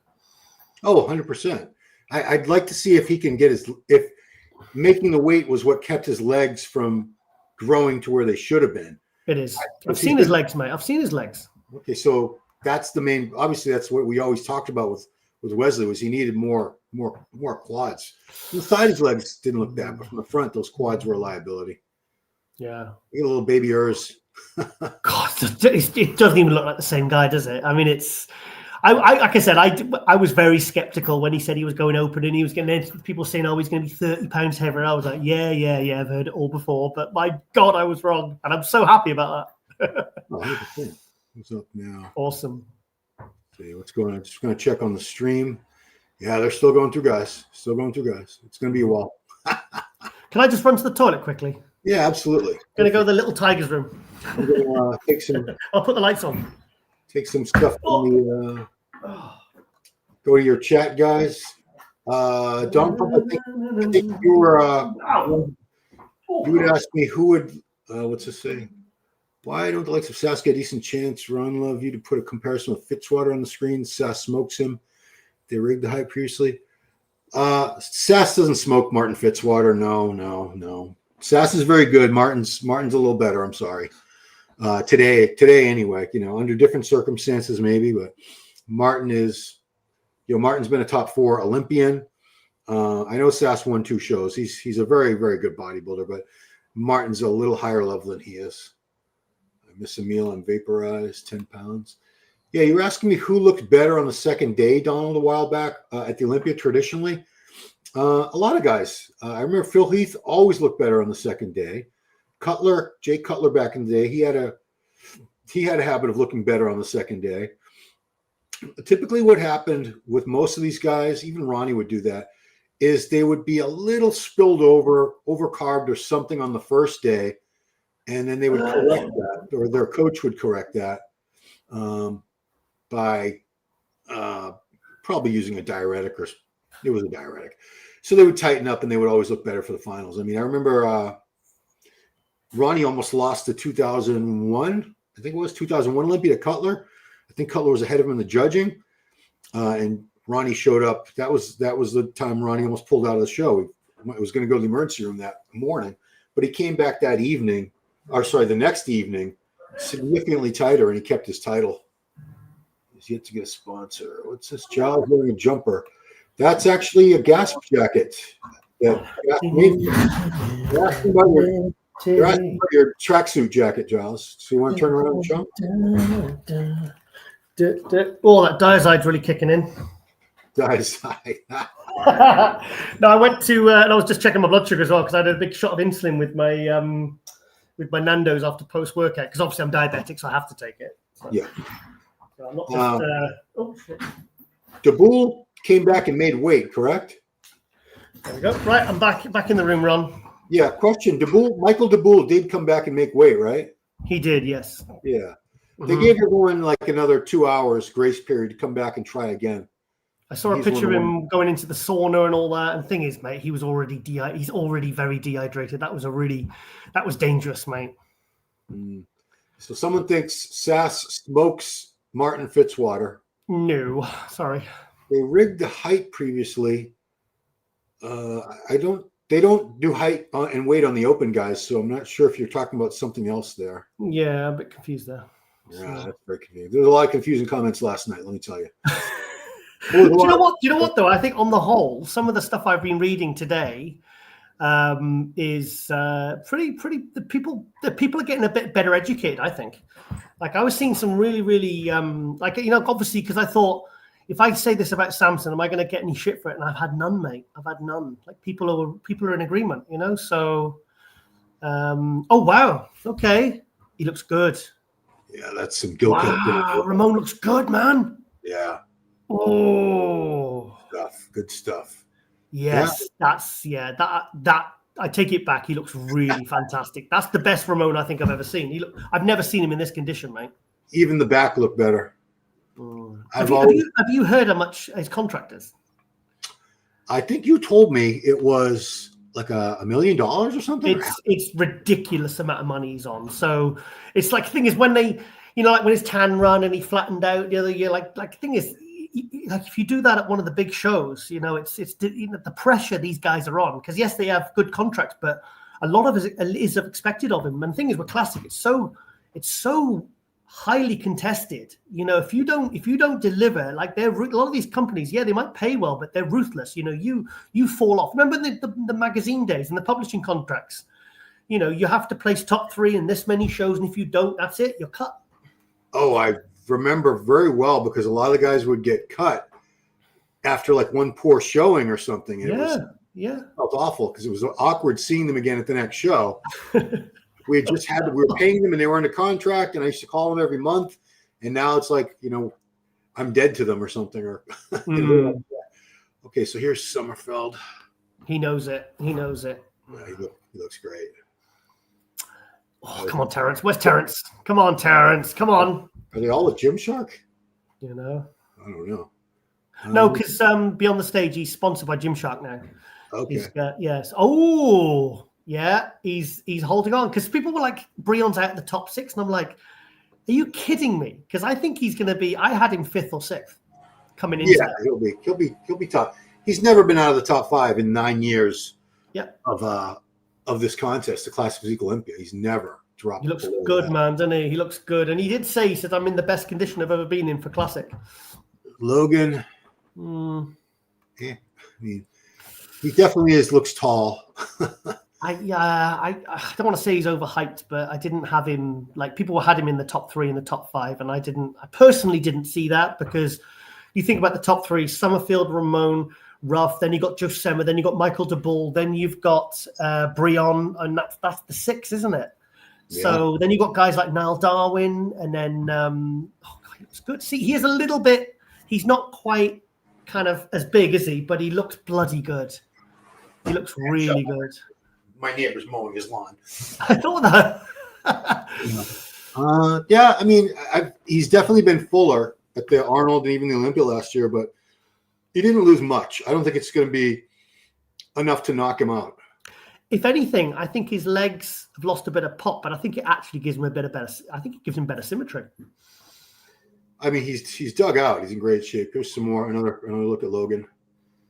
Yeah, Logan looks pretty flat to me here. I don't like those trunks. What are they? They look like swimming bloody trunks.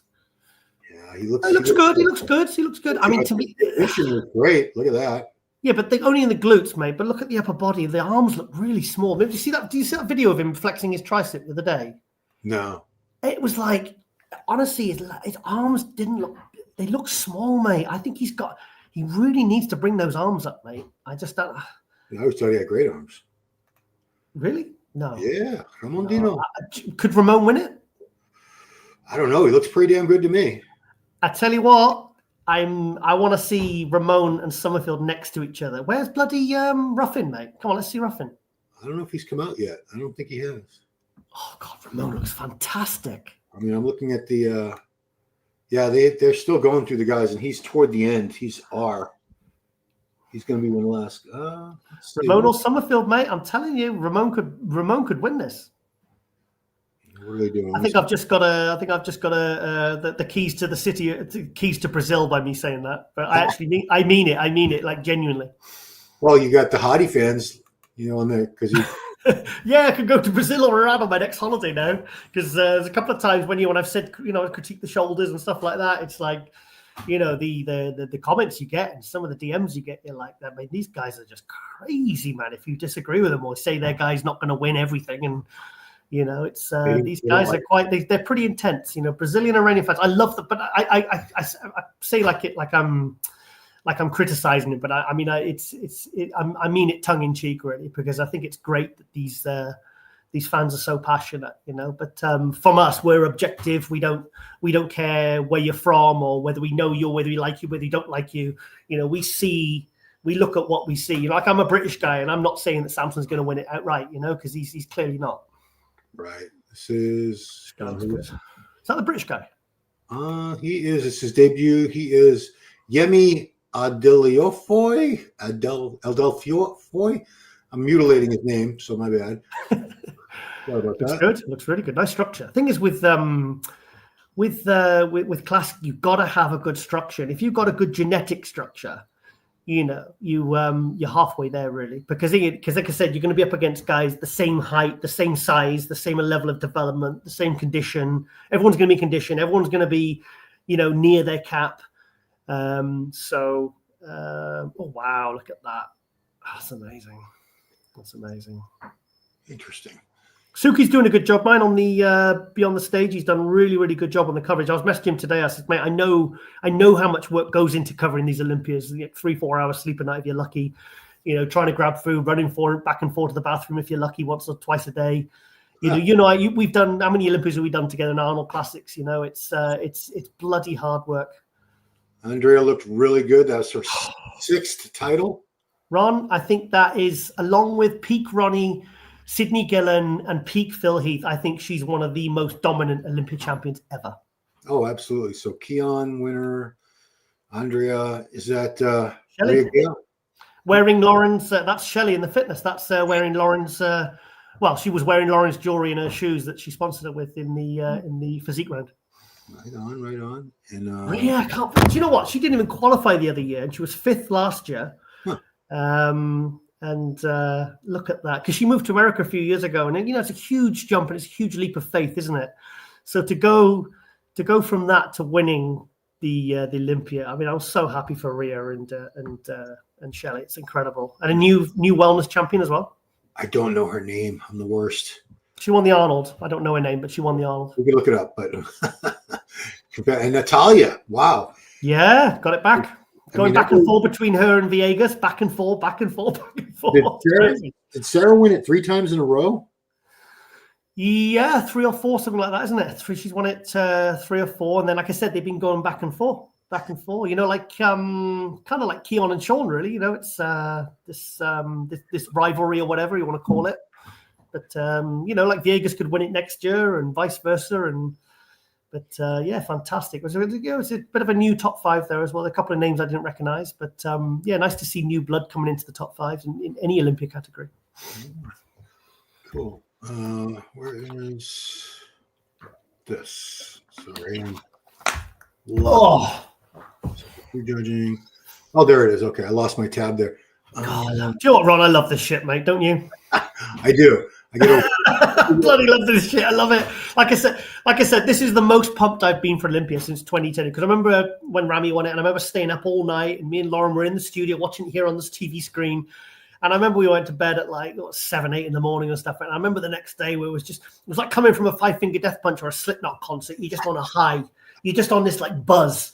And I've been charged up all day, even in the gym. And I was like, God, I actually really wanted to train. I felt motivated and excited about it. And isn't that, it's so great that because at the end of the day, this is like Christmas for bodybuilding fans, isn't it? Really, this weekend is basically our Christmas.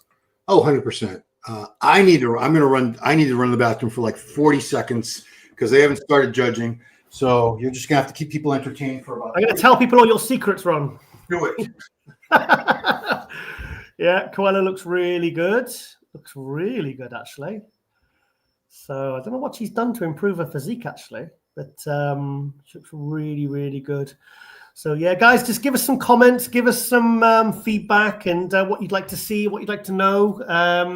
But it looks very, very interesting in the Classic right now. Ramon looks absolutely sensational. Mike Sommerfeld obviously lost a tiny bit of fullness, but is that still enough for him to win? And I haven't seen Ruffin. I haven't seen any Ruffin yet, so I'm a bit concerned about that. because I thought he'd be top 3. So let's have a look at him. I'm sure when Ron gets back, he'll try and find us some footage for Ruffin. And I know that Beyond the Stage is a big fan of Ruffin as well, so they're going to want to get any clips of him out. So let's see. But that's a beautiful shot of Coelho there. That's absolutely incredible. So I think she's won, is it 2 or 3 now? She's won maybe 3 Olympias now. But yeah, she looks really, really good. I didn't see Brooke Walker in the top 5 as well, because I know she was back this year. So, and the figure as well. I know we kind of expected Jessica Reyes-Padilla to come in and win it, but she was 3rd. And yeah, come on, Ron. Okay, I'm coming. Sorry. Move your ass. Well, my wife was cleaning the bathroom. I didn't realize that, so I had to go 2 levels down to the other bathroom. Oh my God! How's your shoulder now, mate? It's doing much better, thank you. I actually can put that arm almost completely overhead. Good. Can you do a Nazi salute now, or? I can do better than that. I mean, before I couldn't even do a proper Elon Musk salute. Can't do it. Can't do it, Elon. Give us a proper Elon Musk, mate. I told Mike I did shoulder presses with dumbbells for the first time a few days ago. I went all the way up to 15-pound dumbbells. Wow, it's better than before, wasn't it? I mean, I haven't done a dumbbell press in, 10 years. Wow. For shoulders, yeah. Wow. I've had a break off shoulder pressing as well. I put shoulders with chest now. I took it down from 5 days a week to 4 days a week training, because I just think the pressing was going so bad for me. I mean, I know I didn't have the surgery on my shoulders because the left one hurts as well. I just thought, well, I'll just avoid, shoulder press, because I do like incline and decline barbell and stuff for chest. So I thought I'm getting stimulation on my shoulders, and they haven't disappeared completely. But have you got any footage of Ruffin there, mate?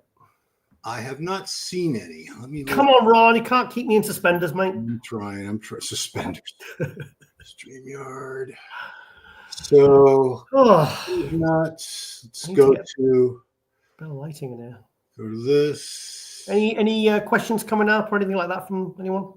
Hang on, we're gonna go to the I'm gonna go to the stream now. Okay. I'm anxious to see Ruffin, mate, because I'm getting a bad feeling if there's no clips coming out. What happened?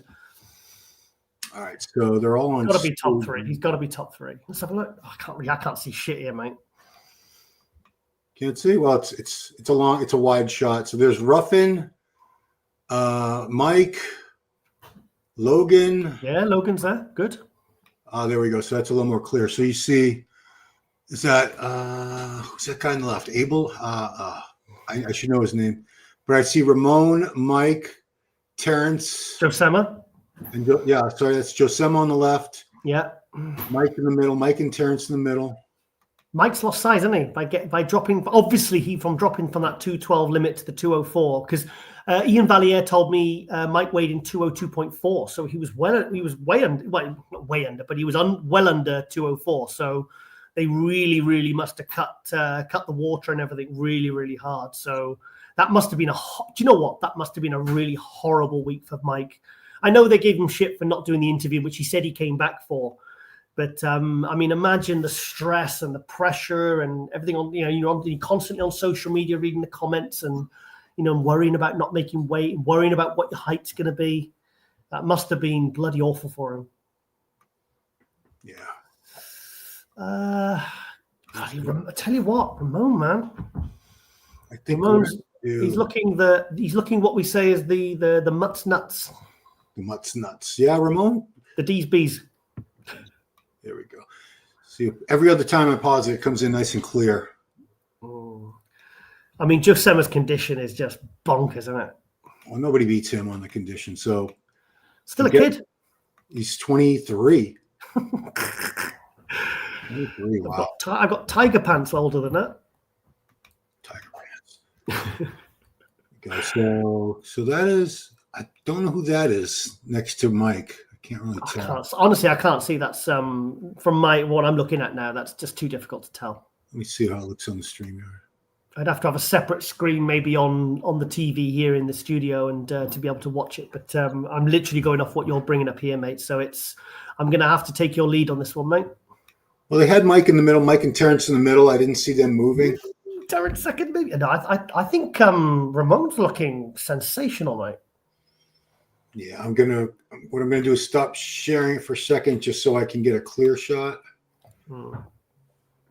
I think the top three is going to be I think Mike first, Ramon second, Terrence third. Yeah, I think that's the most likely. What is this guy? So they're switching to putting the bull. What's the comments like, mate? Hang on, I'm gonna get a good shot of this. Here we go. Yep. So, there we go. Okay, here we go. Here's a good shot. Come on, Ron. No, I got it. But it's worth waiting for. If I wait and get a clear shot, it's much better. So, I want to look at Ramon because that's a good one.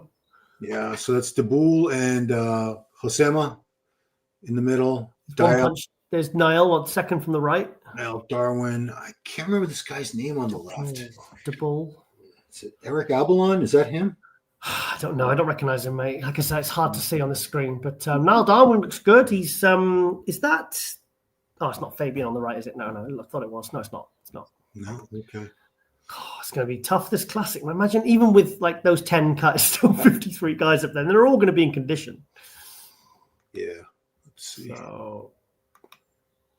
So hang on. So does this mean is this just Sama looking at maybe fourth, and then like Dabul open at fifth? Where's Brion? I didn't see him in that call out. Oh, that's not good. That's not a good sign. I was a little late. Because I went to pee. I think I missed part of that first call out. So my bad, guys. But the good news is they will come back at the very end. They're going. Okay, so Brion is in this. I see him now coming out. This is going to be the third call out. And Logan. Oh, that could be out of top 10 for Brion. Surely not. No, he won't be out. I don't think he'll be out of top 10, but he's going to be dropping out of the top 5, I think, for the first time. Okay. Yeah, bloody the thing is though, like I said, the volume of guys coming in and the amount of new guys and new talent coming through is just bloody crazy, isn't it? Yeah, I got a good shot of Brion. I got to wait until he hits a pose. Come on, Brion. Yeah, that's really surprising. He's dropped out of the top 5. Yeah, he's 45 now, isn't he? Yeah, he's up there. I think he's 40. I think he did turn 45. I think you're right. Wow, he's still looking great. The thing is, Sean Roden won the Olympia at 43, looking his best ever. So, Yeah, I mean, he was the oldest Mr. Olympia champ of all time. Kamal? Well, Kamal won the 212, but how old was Kamal? 50? No, I'm saying Kamal was like, what was he, 40? In 2018 when he won the Arnold Classic, I think he was 46 or 48. Yeah. Yeah, no, because he was 40. Yes, he was like close to 50 when he won the 212 Olympia, mate. Yeah. So I'm gonna just waiting for a good look at his best ever after competing for like 30 years, 25, 30 years. Oh, Kamal's phenomenal. I mean, is he done? Is he done competing? I thought he was going to do the Masters Olympia because it looked like he was getting ready for something because I could see his body was changing on all his updates, and I was like, oh, he's obviously going to do the Masters Olympia because the thing is, it's only once every 2 years. And if he won that again, then he can kind of chill for 2 years. Do you know what I mean? And live off the accolades and the benefits and for business, and because he's involved in all these gyms and equipment and supplements. I thought, he can live off that hype for another couple of years. But he's obviously he didn't do it. I was really shocked by that actually. Okay, so let's take a look here. Now I got it up on screen. Good shot. Ooh. So Brion is way off to the side. Logan is a little bit off to the side. I don't recognize this guy in the middle. Oh, is that the 21-year-old? That's Piotr. Know. Piotr. That's Piotr. Yeah, I think he's 21. He got 2 wins. Oh, Piotr Wojciechowicz from Poland. Yeah, Polish guy. He was bloody good. He won. He only qualified. Well, he won a couple of shows the last few weeks. And his structure, because he's one of these guys. We all saw him on Instagram. They were like, oh, is this the new standard for classing? I was like, yeah, we all seen these guys that look like bloody Mr. Olympia, classic Olympia champion in their Instagram, but they get on stage and you're just like, ugh. But this guy, he actually translated to what he brought to the stage. It looked incredible. Yeah, I'm going to stop Fabian there, Fabian. Okay, I'm going to get another good shot. That's why I realize if I let the video roll for a second, the stream, it eventually gets much clearer. What's this call out now? Which number call out is this, mate? This is the third. I think this is. I think the first call out, they took a couple guys out and put a couple in. So I don't know if that disqualifies as a second or the third. Okay, so what placings do we look like? Sort of like 5th to 10th or 3rd to 10th, 4th to 10th? Now they're moving some more guys. I'm gonna. I think is Fabian looking at top 10. Niall Darwin's looking at top 10. Piotr's looking at top 10, maybe. I think we're looking at like the 6th through 10th range right here. Okay. So it looks like Logan and Breon are out of the top 5. You know, no shame in that though, is there? Because it's a stacked lineup, man. Well, I mean, Breon was there from the very beginning of this division, very beginning, 2016. Yeah, and bloody Danny Hester won it, didn't he? Yeah, that's right. Mm-hmm. Danny was no spring chicken. Okay. And then Breon won 17, 18, and 19 was Bumstead until last year. And now possibly, well, who's it going to be? Is it going to be Ramon or Sommerfeld or? Is one of those guys Fabian? Yeah, the middle. Okay, so Fabian's going to do well. Yeah, he was 4th place in what show did he end up? Portugal in the Open. Portugal, big man. Yeah, he's only a couple of pounds over, wasn't he? But then he did Open and did bloody well, really held his own. So he's had a kid. Obviously, he's coming back after a couple of years away. So, have you noticed the ones who have kids? When they come back, they always look. If anything, they look better. Yeah. Ron lost some weight. Yeah, I try to stay a little lean, guys. Let's see, what else are they saying? Don't bring your mic. What chance is Ramon top 3? Oh, 100% chance he's in the top 3. Oh, yeah. I think he's second or first. The thing is, Ramon is, Sommerfeld definitely looks less than, because obviously that dropping, he hasn't managed to fill out everything. He hasn't managed to get everything back. But, it still might be enough to win. I don't know. But if you compare him to last year, like you look at the size of the density in the legs and the chest and the shoulders, he's lost a bit of the size, but he hasn't lost any condition. Because sometimes when guys, crash down in weight, because then everything's not full and pushing against the skin, they kind of lose that. They lose that kind of rock hard. They can look soft when they're not, if you know what I mean. Yeah. So that group you always see it when the guys, like guys who take diuretics and then they mess up and they come in and they look small and soft, and you're like, what happened? Right. Do you remember when who's the guy who owns Axe and Sledge? Seth Ferrucci. Yeah, remember when do you remember that one time when he came back when he was competing and he said he'd messed up on T3 or something and it was maybe diuretics and he kind of looked, you expected it and he just looked completely washed out and soft and everything, and then because sometimes taking diuretics doesn't necessarily, or whatever, cutting water or whatever, doesn't necessarily mean you're going to get harder. Sometimes you can mess up and your body can do the opposite. Oh, I think it's more likely than not you're going to look worse from diuretics. Yeah. I took diuretics once and I literally ruined 12 weeks of prep in about 4 or 5 hours.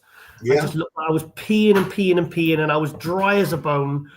And my mate was tanning me up, and then he was looking at, literally by the time he'd finished me tanning, he went, "Charles, what's happened?" He says, "You're literally flattening out before me."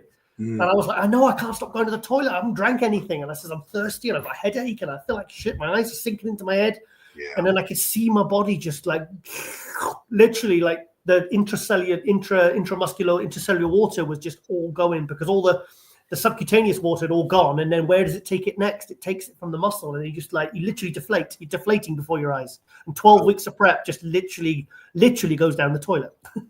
Literally, yeah. I mean, I've had it happen to me. And when people say that they want to show and they didn't use diuretics, they get a lot of skepticism, because it's sort of expected that that's something everyone has to do at the end. You have to take a diuretic.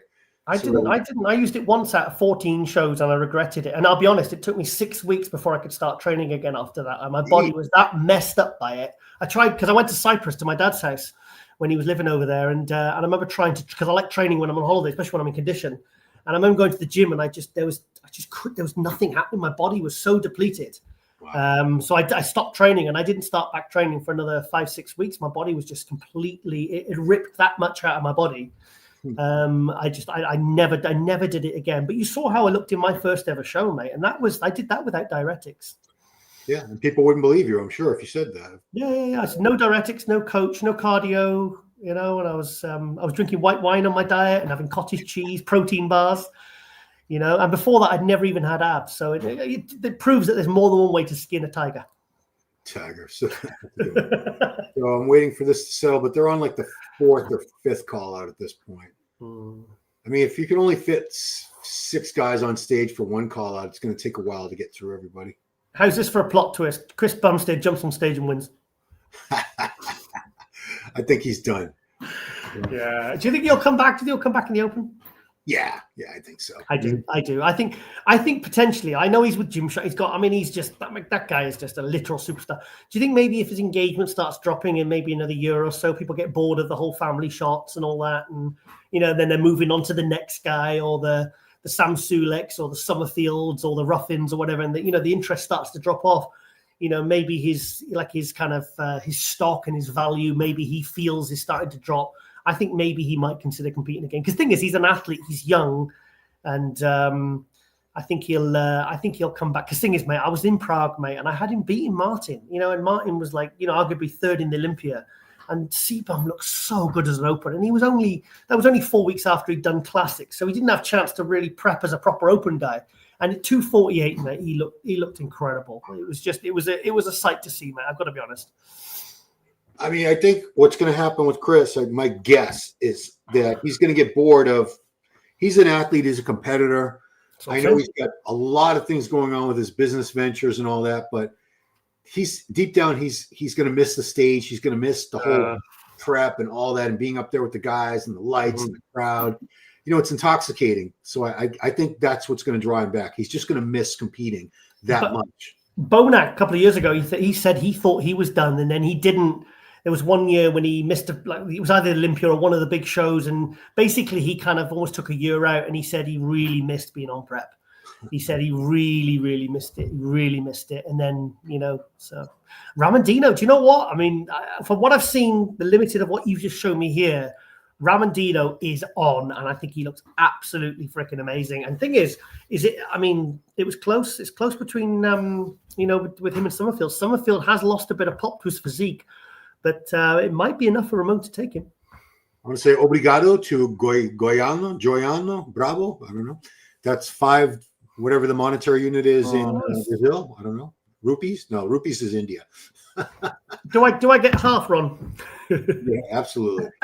Someone asked if you were going to be, if you're staying up tonight. Me? I'm going to go to sleep and then get up. Yeah, I am. Yeah, I'm gonna, because I was watching Peacemaker with Lauren on the sofa last night. I had the candles on. I got through nearly a bottle of red wine, like I like on a Friday night after my arm session. And I went to bed and I was like, I'm pretty much not going to get up. I need to get a proper night's sleep tonight, and I think I'll just come back tomorrow. Fair enough. 2 bathrooms unexpected. Hey, not bragging or anything, but I've got 2 bathrooms. And I've got one that's en suite. I'm not willy waving, but I have got 2 bathrooms. Willy waving. I'm gonna have to steal that.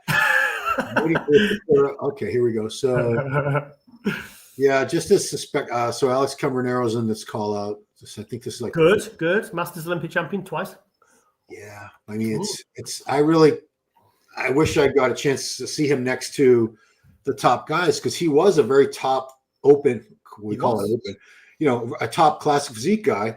Won the Arnold. He won the Arnold, and he was top 5 in the Olympia at least once. He's bloody good. And there's no deterioration of his physique. Hey, I tell you who shocked me in the Open was Dorian Hayward. Really? Okay. I saw a couple of shots, and he looked really, really good. And I know he's obviously buzzing because he's just won the Masters Olympia. Yeah. But I saw a couple of shots, and I was like, I wasn't disappointed at all. He looked brilliant. Yeah, I mean, for him, he looked really good. He was very realistic. He knew there's no chance he's making top 5. Top 10 would be almost impossible. He just wanted to be able to say he beat a few people at the Olympia. He wasn't last. He looked really, like I said, I only saw a couple of shots, but what shots I did see, everything looked brilliant, actually. So I think he's happy. He must be happy. Because imagine coming off of like a big win like the Masters Olympia, and you've got that title, and you just, there's a buzz and there's excitement. You're feeling good, and everyone's feeling good for you. And then you go to the Olympia, and you're just like, you don't even look good. So the fact that he even looks good, I think, is another win for him. Yeah, I'm waiting for this because Horst MD is up there now. Oh, I saw a couple of shots, and to me, there was alarm bells ringing there, mate. I got to be honest, and I like Horst MD because I thought he was great as an opener. I saw him twice in Romania, and he just only needed to bring that back up a little bit. But I thought he looked fantastic as an opener. I'm really disappointed that he switched. Actually, I am as well. I liked him a lot better, and when I saw him at that show a couple months ago. Portugal. He won, didn't he? Yeah, he won, but I didn't. I was like, I was underwhelmed. I was underwhelmed, mate. It looked like he lost just everything except his legs. He still had the legs, but the upper body was just. And the problem is he holds so much weight in his legs because his legs are so huge. You know, with Classic, you can't have a massive body part because you know, otherwise your upper body's gonna suffer, isn't it? Because you've got to make weight, and if you can't lose the legs, then you know your upper body's going to be undersized, isn't it? Really, and it's going to be a struggle to make weight. So this is not a good indication of where they have. I mean, it doesn't matter at this point. Everyone here is out of the top 10, but he's way over there on the right, not all the way to the right. They moved people around twice, and they didn't put him anywhere near the middle. No, he's that's like at a top 10, top 15, isn't it? Yeah, I mean, there's 53 guys, so there's going to be 43 of them that are out of the top 10. It's a tough show, especially that's why I'm glad this is the last year they're going to have these huge numbers in these divisions, like is that bikini and so forth. Yeah, is that Jesus in the middle? Who's Jesus? Or Jesus? Is that M and Pastor? I can't honestly. The screen is that small. I can't tell, mate. I can't tell. Jesus Rodriguez Sendra from Spain. I think that is him. Yeah. I mean, to be honest, mate, when you see that guy in the flesh, he's bloody phenomenal. I remember seeing him in Hungary a couple of years ago. I was doing the live stream commentary. I think it was in 22. And I saw him. I went up to him. He was chatting to him backstage. He was hitting some shots and everything. And his back shots. I've seen him in Spain. I've done the commentary on him many times. I was doing some commentary for Emilio in Alicante. And the back and the detail and the conditioning was just like tiger level. Tiger level. That group is gone. So now they're on the 6th call out. Ooh-wee. Yeah. Oh my God! If you were in 6th call out, you'd just be like, Well, you saw what they did last night. They had groups of five, and I'm like, they're gonna have to do another call out because there's 8. They're gonna need at least 2 more call outs because there's 8 guys. They're not gonna put 8 guys up there. Steve put 8 guys up there. Did he? It was basically like anybody I didn't call. Let's hear from you. Get out, just get out there. You got 30 seconds and then you're off. Yeah, but when they say the thing is, that's why they have to cut it down to 25, because once they cut it down to 25, you're not going to get guys. I remember when Neil Curry, I mean, that guy absolutely went to hell and back to make weight, and then he was on stage for a matter of seconds. You know, it's hard because at the end of the day, yes, you can say you've done the Olympia, but you're on stage for like a matter of seconds or minutes or whatever, and you know you don't make the cut. It's kind of, maybe it is better just to have 25 guys maximum. Is this the free live stream? Oh no, I can't show actual footage. The actual footage, the stream, you have to go to MrOlympia.com. It's $75 US. If I showed that, you're dead. I would 2 bathrooms, Ron has made it. Yes, I'm very successful. Yeah, if I showed that, I would run a very strong chance of having my channel shut down because Mr. Olympia TV does not want to lose a lot of money in revenue. And as I pointed out with my incredible mathematical skills, if you have 15,000 views on a live stream of yours showing their live stream, you just took $1 million out of their pocket. Yeah. 30,000 views, you just took $2 million away from them. And the thing is, we're all going on and putting pressure on the Olympia and saying that the open guys should get more. They should get more. They should pay more for 6th place and 10th place. Classics and 212 should get more.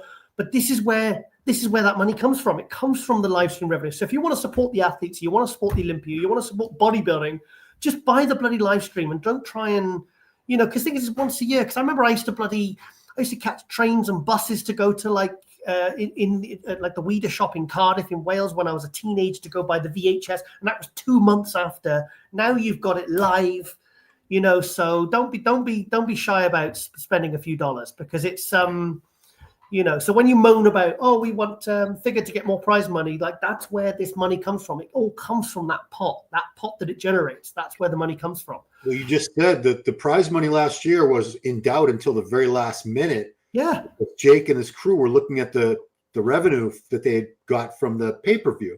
True. And that's what allowed them to bump it up to 600 at the very last minute.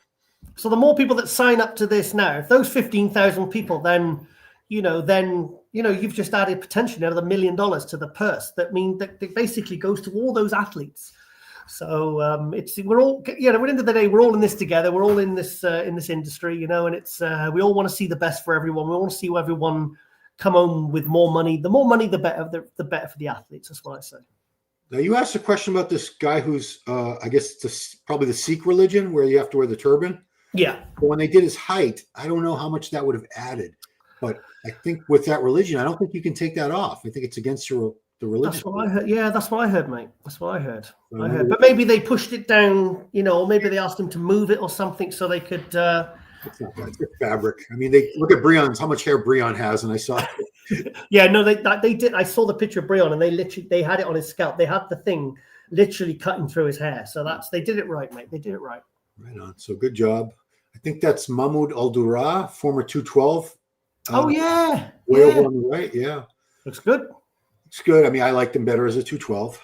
It's hard, especially like with horse. When you saw them before, when they were all filled out and bubbly and everything, and then you see the downsized version of them. Sometimes I prefer like Horse MD. I really liked him as an open guy. I did. I saw him in the flesh as well, mate, and he looked really good. He wasn't going to be winning like the Olympia or anything, but he was holding his own with those guys. He was. So now they're different. This is the 7th call out up there now. My goodness gracious. Wow. 7th or 8th. I lost track. I want to see more on Ruffin. I want to see some. Can you go to beyond the stage, see if there's anything on Ruffin there? Because I want to see something up close a bit, because I'm only seeing little tiny. I agree. Little bloody like little gummy bears on the stage. Gummy bears. It's Logan. Also, kids, never take gummy bears off Lee Priest in Amsterdam. That's one of the things I learned in 2025. Gummy bears. Well, those are special gummy bears. Special ones. Make you see spotty dogs in bars when they're not there. Grego. So this is weird because this. Oh, Grego. What happened to Grego? He's up there with DeBoule and Logan, but this can't be like. This can't be a call out with like the. I don't want to say the worst, but the lower rung guys because they wouldn't be up there. I'm not really sure what they're. I think they're rejudged. They're looking at some of the other guys right now for maybe the 6th through 10th spots. I don't know. You see that? Yeah. DeBoule. God, DeBoule's been through hell and back, man, trying to make weight. That was stressful. I thought he was out. I mean, he had a rough go with it, getting out beaten to a pulp at that show last year, and then. Oh yeah, shit, yeah. That's why I'm not going to that show next week. Oh yeah, I'm telling you, they wouldn't let me in the building. They would not let me in the building. That's the relationship. That's the kind of relationship I've have with them. That if I went, Lauren's going to go by herself, right? Because it's literally like 10-minute drive from my house. Huh. But there's no way they'd probably do what they did to DeBoule, mate. Oh, I don't want you to get beaten up by security guards.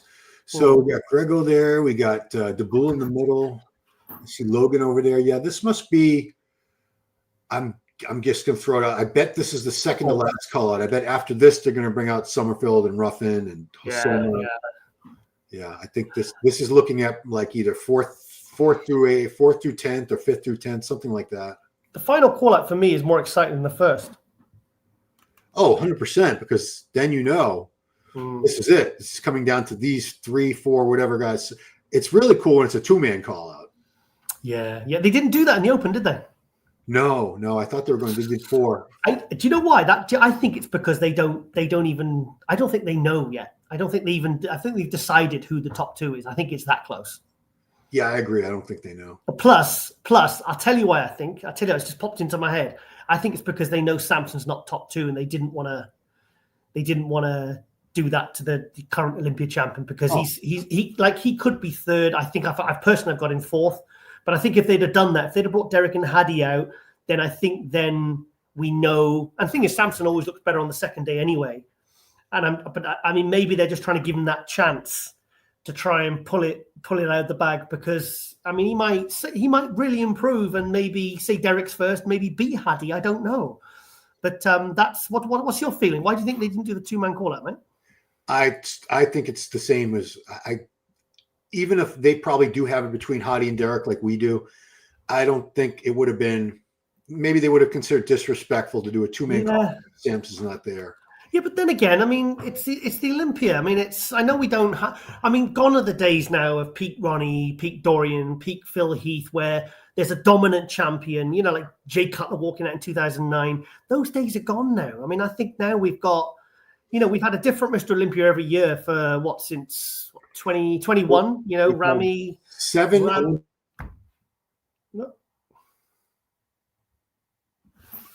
We'll try to find some Ruffin stuff. All these guys are up. Ruffin. So I think. Sorry, my point is, I think those dominant years are gone now, because I think it's.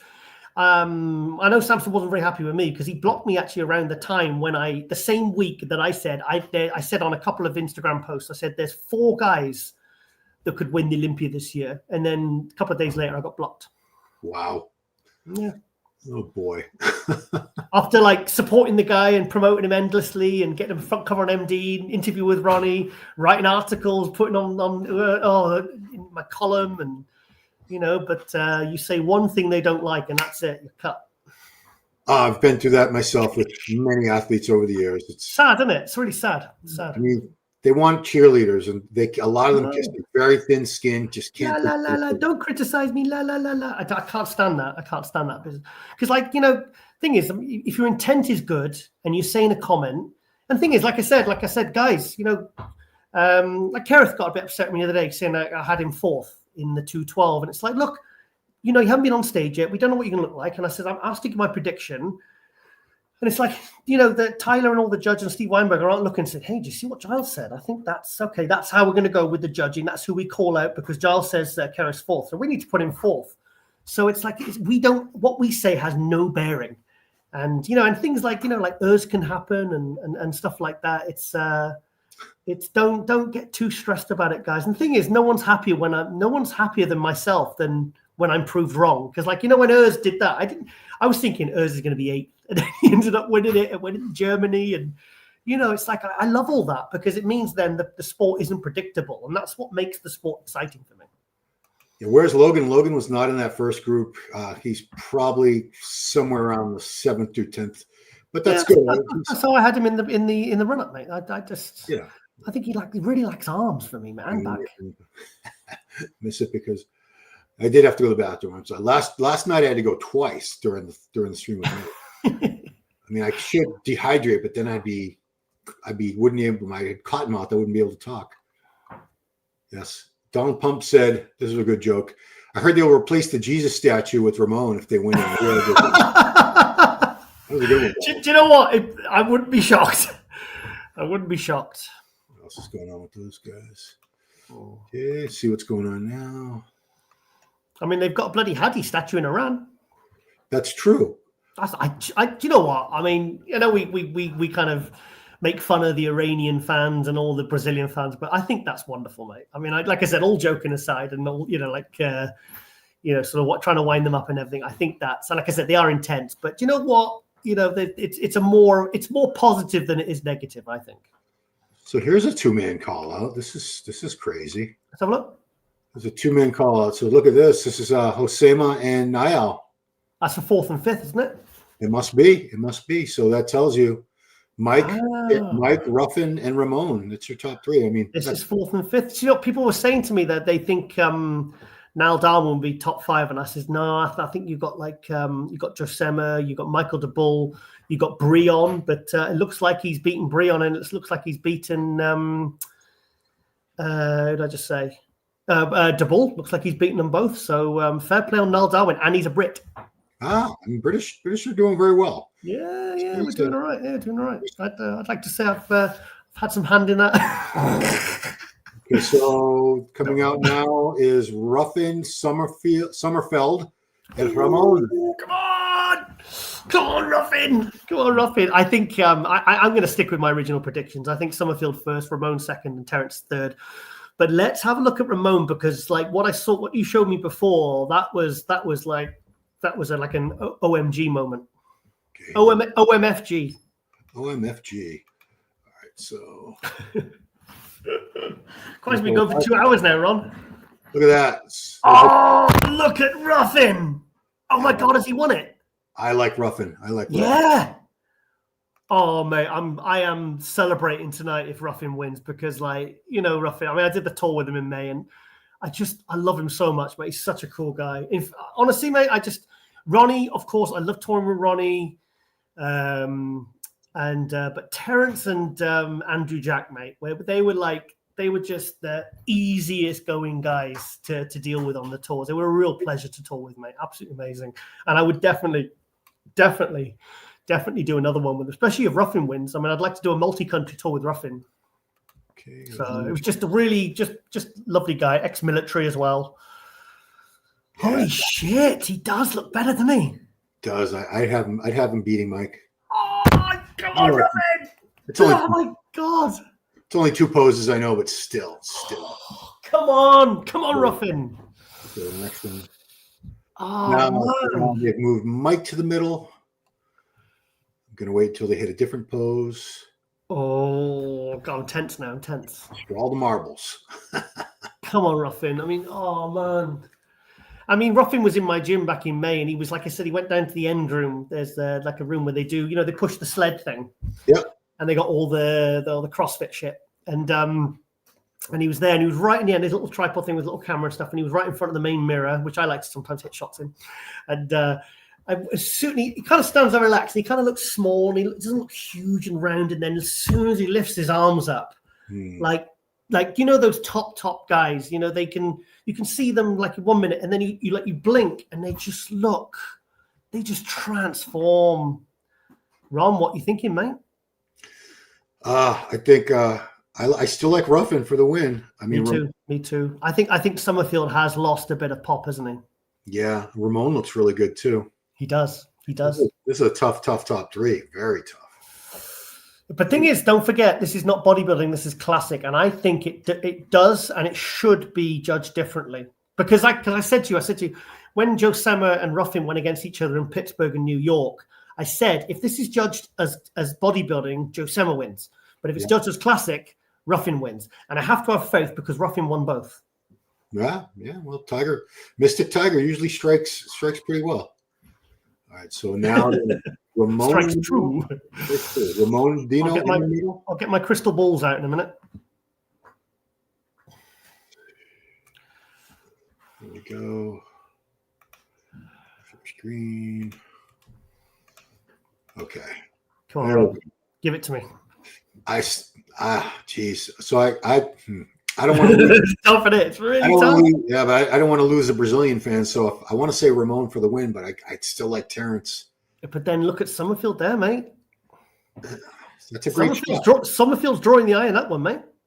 That's a beautiful shot for him. That's a beautiful shot. The thing that still hurts Terrence here is he still needs more arms. He's brought them up a little bit, he is. Was he something like 8 pound heavier or 6 pound heavier or something? Yeah, I mean the arms just don't match the legs. Sommerfeld's got better balance. But are we judging it as bodybuilding or classic? I think this is something we should do for a power hour. We should maybe get somebody on and say, right, let's really break it down and say, is classic and bodybuilding? I mean, what really are the differences and how should it be judged? Because I think it's something worth discussing. I wouldn't mind getting a couple of people on with us, and having on the on your what's that one, the Meathead podcast. Yeah, the Meathead podcast. Maybe put it to them and just say, look, Giles has brought it up. He said that he has a theory that classic should be judged differently from straightforward open or 212 or whatever bodybuilding. Yeah. So what should you be looking for in the criteria that's different from classic than it is with bodybuilding? That's a good one. Yeah, that's a good topic. Because, like I said, Joe Sammer would have won if it was bodybuilding, but it was classic, and Ruffin won both. So let me try to go to Instagram now. So happy that Ruffin looks good, man. He's just he's just awesome, man. Awesome. So let's look for who is the best bodybuilder beyond the stage. They usually have good stuff. Okay, so let me share this tab. We can look at some stuff. Yeah, because the close-up stuff is usually better. Green. Come on, Diesel. Here we go. All right. So that was that comparison we just saw of Hosema and Niall Darwin. Mate, Hosema's waist looks really wide there, mate. He doesn't have a very narrow waist. It's got wider. He's probably bigger. I don't know how close. Yeah, I don't like that shot at all, mate. And that to me is not classic. Yeah, I mean, Niall. That's not classic. Niall looks better there. I know he's smaller, But look how he flows. Look how the lats flow. Look at the shoulder to waist. Look at the sweep on the quads. I agree. I would have Niall Darwin fourth there, mate. Yeah, I mean, I'd have him above Hosema. Hosema's got that crazy condition, and that's the condition sort of distracts you. Yeah. From the fact that he doesn't have the best shape and structure compared to, I mean, look at Niall. That's just God-given right there. Niall flows better, mate. Much better. And for Classic, he is much more Classic than Josema, mate. Josema looks like a bodybuilder that's made weight for Classic. I suspect Josema will be moving to Open sooner. I really hope so. Oh, yeah. Well, he was Open when he was fourth in that bloody show in Spain, and then he switched. Yeah, he might go back. Yeah. Great. Thing is, though, if you're still making top 5 in the bloody Olympia, are you realistically gonna come back the following year and make top 5 in the Open? Probably not. No, I doubt it. So, and he's, what is he, 23, 24? So he's probably, if you're holding on to top 5, that's why I thought Urs was crazy when he said he was going to go to Open. I was like, I did not see that one coming. But, I mean, he looked, obviously, well, Urs proved us all wrong on that one. Indeed. Let's see. Well, here's some good stuff. Ramon looks bloody good, doesn't he? Yeah. He's always had great side chest. Good. And the thing is, like I said, Ramon is even more impressive when you see him in the flesh. Because like I said, I wasn't sold on Ramon completely. And then when I saw him in 22 when he walked out and I saw him next to Bumstead, I was like, okay, I can see that this is the top 2. And I can see why as well. Oh, I don't know, mate. I don't know. Like I said, it's the like with the Open, there's each of them has their own strengths and weaknesses. Right. Oh shit. Here we go. Holy shit. I do find it ironic that there's no filming allowed in there. There's no streaming, but you always see all this stuff on Instagram. Clearly, a lot of people just don't care. They're not worried about it. Well, he's filming that on his phone. He's not doing it live, is he? He's filming it and he's just uploading it to his phone. Oh, they don't want you recording at all, but they're. Oh, okay. What are they going to do? There's thousands of people in that audience. What are they going to do? Do you think Sommerfeld looked better last year? Yes. Yeah, he did, didn't he? Yeah. The drastic weight drop, I think, didn't do him any favors. It cost him, didn't it? It cost him. Thing is, I mean, I know he's probably done a great job to fill back out in the last day and a half because you know that Neil would have. He was in the best hands possible with Neil Hill, so Neil would have really. He had his best chance of clawing that back with Neil in his corner because Neil probably would have been cooking the bloody food for him. I know what Neil's like. Neil is like he's the most hands-on coach I've ever seen. Like I said, in 2009, he had Zach in his room because he didn't want Zach leaving his sight. Like he's like, no, you're not even going to be in the room next door. I want to keep my bloody eyes on you 24/7. Like, that's what, and then Zach ended up looking the best he'd ever looked and won. So, I kind of really respect that level of, if I message Neil and I'll ask him about Sommerfeld or one of his athletes, I'll get like an 8-minute voice note back immediately. And he goes into so much detail. Like he's so nerdy and so technical. It's like he's so into what he's doing. It's like the level of detail and the passion that he goes to is just, it's really admirable, mate. And that's the thing is that's the reason why he's one of the best coaches in the world. Oh, I mean, and I believe he forms deep bonds with these guys where most of them would stay, a lot of them like Flex Lewis, he would never have thought of going to anybody else. And I'm sure coaches were trying to poach him at points during his career. Yeah, and I know that. I know Neil pulled actually another well-known coach. He actually confronted him at a show, and it nearly went into a fight. And he went, "Look, I know that you've literally approached one of my athletes backstage as he's come off stage." He says, "What the F?" Do you know what I mean? Because Neil's got a bit of a temper. Do you know what I mean? You don't want to mess with him because he's very, like I said, he's so passionate about what he does. He puts so much heart and soul into what he does. But the thing is that not everyone's admirable in the industry either. So you do get a lot of shenanigans going on with coaches trying to athlete poach, and I think it's really shit. Oh, it is. I mean, it's disrespect. It's just disrespectful. Ramon, I can't. He looks good, doesn't he? Looks good. I mean, they put them all in the middle at one point. Now, there's only 3 of them. So what are you saying, mate? What do you think? Oh God. I think Mike. Terrence, yeah, they might put Ramon ahead of Terrence. I don't know. I could go Mike Ramon Terrence or Mike Terrence Ramon. I think it could go anyway, but I think if I was gonna, playing it safe. I think Sommerfeld's still good enough to win here. Yeah, I mean he's not as full as he was last year, but he's still good enough to win. It's like we've seen great champions who were a little bit off their best, but it was still enough to beat everybody else. And the thing is, because he looks a little bit kind of he does look a little bit smaller. Does that make him more classic and less bodybuilder, like less looking like a 212 or an open guy? Yeah, we shouldn't hear as many of those complaints about this. He's a bodybuilder. Why is he in classic? And yeah, I know they're still saying, well, he tilted his head back during the measuring to make himself like a little bit taller. They still weren't happy with what they saw. But well, it's done now. It's done now. If he was 212 before and he was 202.4 this time, that's 10 pounds gone on a guy who's 5'8". If you want, I bet when he got off that scale and, like I say, did the interview, you can imagine that, because I saw that picture of him when he sat in the waiting to be weighed in and stuff, and his neck looked all skinny, and he looked so depressed. He looked so worried, and new. Yeah. Oh, I don't know. What do you think? I want Terrence to win because I believe he is true classic. But yeah. I've got no problem with either of the other guys winning, mate. But I don't know. It's versus what we want and what we think, isn't it?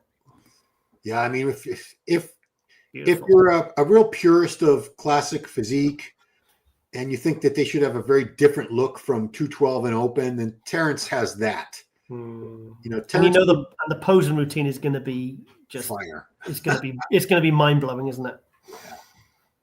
Yeah, man, this could go so many different ways. Oof. Don't know what's going to happen, guys. That's good. Who knows? I'm just keep checking for texts off any athletes that aren't happy with my commentary. Because honestly, sometimes you do get it. Oh yeah, I mean, it's water off a duck's back to me, water off a tiger's back to me, mate. It doesn't bother me. It comes with the territory, and I'm so experienced now. It's like stuff like that used to really upset me, but it never stopped me at the same time, though. I mean, you can't let it stop you from doing what you're supposed to do, which is commentate. You know, you're supposed to give your honest opinion, educated opinion based on all the shows that you've been to and how things are judged. And, you know, you can't let personal bias or the fact that you might be friendly with somebody, you can't let that get in the way. Yeah. Just like I've had bad interactions with occasionally over the years, I still don't let that get in the way of my assessment of their physique. If they look great, I say they look great. Thing is, Ron, you know, we're not here to throw flowers over everyone, because otherwise what are you doing? What's the point of you? What's the point of us putting our time into stuff like this? What's the point of us flying to Prague in 2 weeks and sitting there for 8-9 hours a day, you know, and like, what is the point if you're just not going to give any actual? And the thing is, if it's not even critique, it's just comments. It's comments on an appearance, because it's a visual sport. You're commenting on how somebody looks and how they compare to the person next to them. So it doesn't matter what they've won, who they are, whether you're friends, whether you like them, whether you dislike them. You know, it all comes down to, you know, and they could be better than the year before, but they might place worse. And you've got to say that. You've got to, you're there because people want to know what you think, you know, and based upon, you know, like I said, I've been going 30 years doing this, mate. You've been going even longer. Yeah. You know, I think if we have, and the thing is, even if, you know, and if you haven't developed an eye for it by now, then I think we need to go do something else. Yeah, well, I don't know how to do anything else. That's a problem. Yeah, exactly. That's the problem. We've got, even if we wanted to, because I'll be honest, every now and again, I sometimes have doubts, and I think, do I really need to be doing this? Do I need to get out? You know, it happened last year, you know, when a couple of things happened, and I just thought, really, is this the sign that I need to step away now and put my time and energy into something else? And you know, and you know, we're like that, especially when I start to see the way that bodybuilding media was going and what was getting views and clicks, and I just thought, is this really where it's headed now? And that episode of the Power we did that got the highest views ever, and it was horrific for me. Oh, the Milo thing. I mean, it was just horrible. I just thought, do you know what? If that is what gets clicks and what's views, and that's what constitutes success, then I'm out. I'm just gonna go do something else. I'll just concentrate on the tours and other stuff, you know, or maybe I just need to get out of the industry completely. So, you know, then stuff like this, the Olympia, it kind of gets you fired up again, and you have a good run of the Power Hours like we've had the last few weeks. And I'm watching it back, and I'm thinking, think we've got our mojo back. I think we do bring something to the table now. So, but it is very, but behind the scenes, it can be very up and down, as you know. Oh, I mean, it's tough for me to watch some of these channels that they focus on the goss. Like, here's a good example. Coach Greg Doucette has like 1.5 million subscribers on his YouTube channel. Yeah. He makes a lot of money from YouTube. Every video gets 100 to 200,000 views. I'm sure Olympia weekend someone will get 500. He did a video 3 or 4 days ago, and it was a picture of Sommerfeld, and the title was Mike Sommerfeld is out of the Olympia. And it was pure clickbait, and the video got like 400,000 views. What a dick! But it works, you know. And I think it's I know that you can rage bait someone. You know that you can get attention. Like, I look at so much of the stuff on social media about, like, there's a Facebook account called Unilad, and everything is bashing Trump every single day. And it's like, you know, it doesn't matter what the guy does. It's like they're gonna put a negative slant on it, and it's either gonna be they're always going to look at the negative, even if it's positive, or they're just going to lie about stuff. Yeah. You know, like on my feed, it's like every day Putin's done this, and it's about World War III and stuff. And it's just like you roll your eyes. And in bodybuilding, it's starting to leak into that now. So it's but you know, you've got to be yourself, not play a persona, not have an angle. Just basically just do what you and me are doing now. Where you just kind of, I'm talking to you like I would be talking to you on a video call now, but I keep forgetting sometimes that there's people watching, you know. Then you didn't give away my secret to say, you know, Ron's actually a biological female.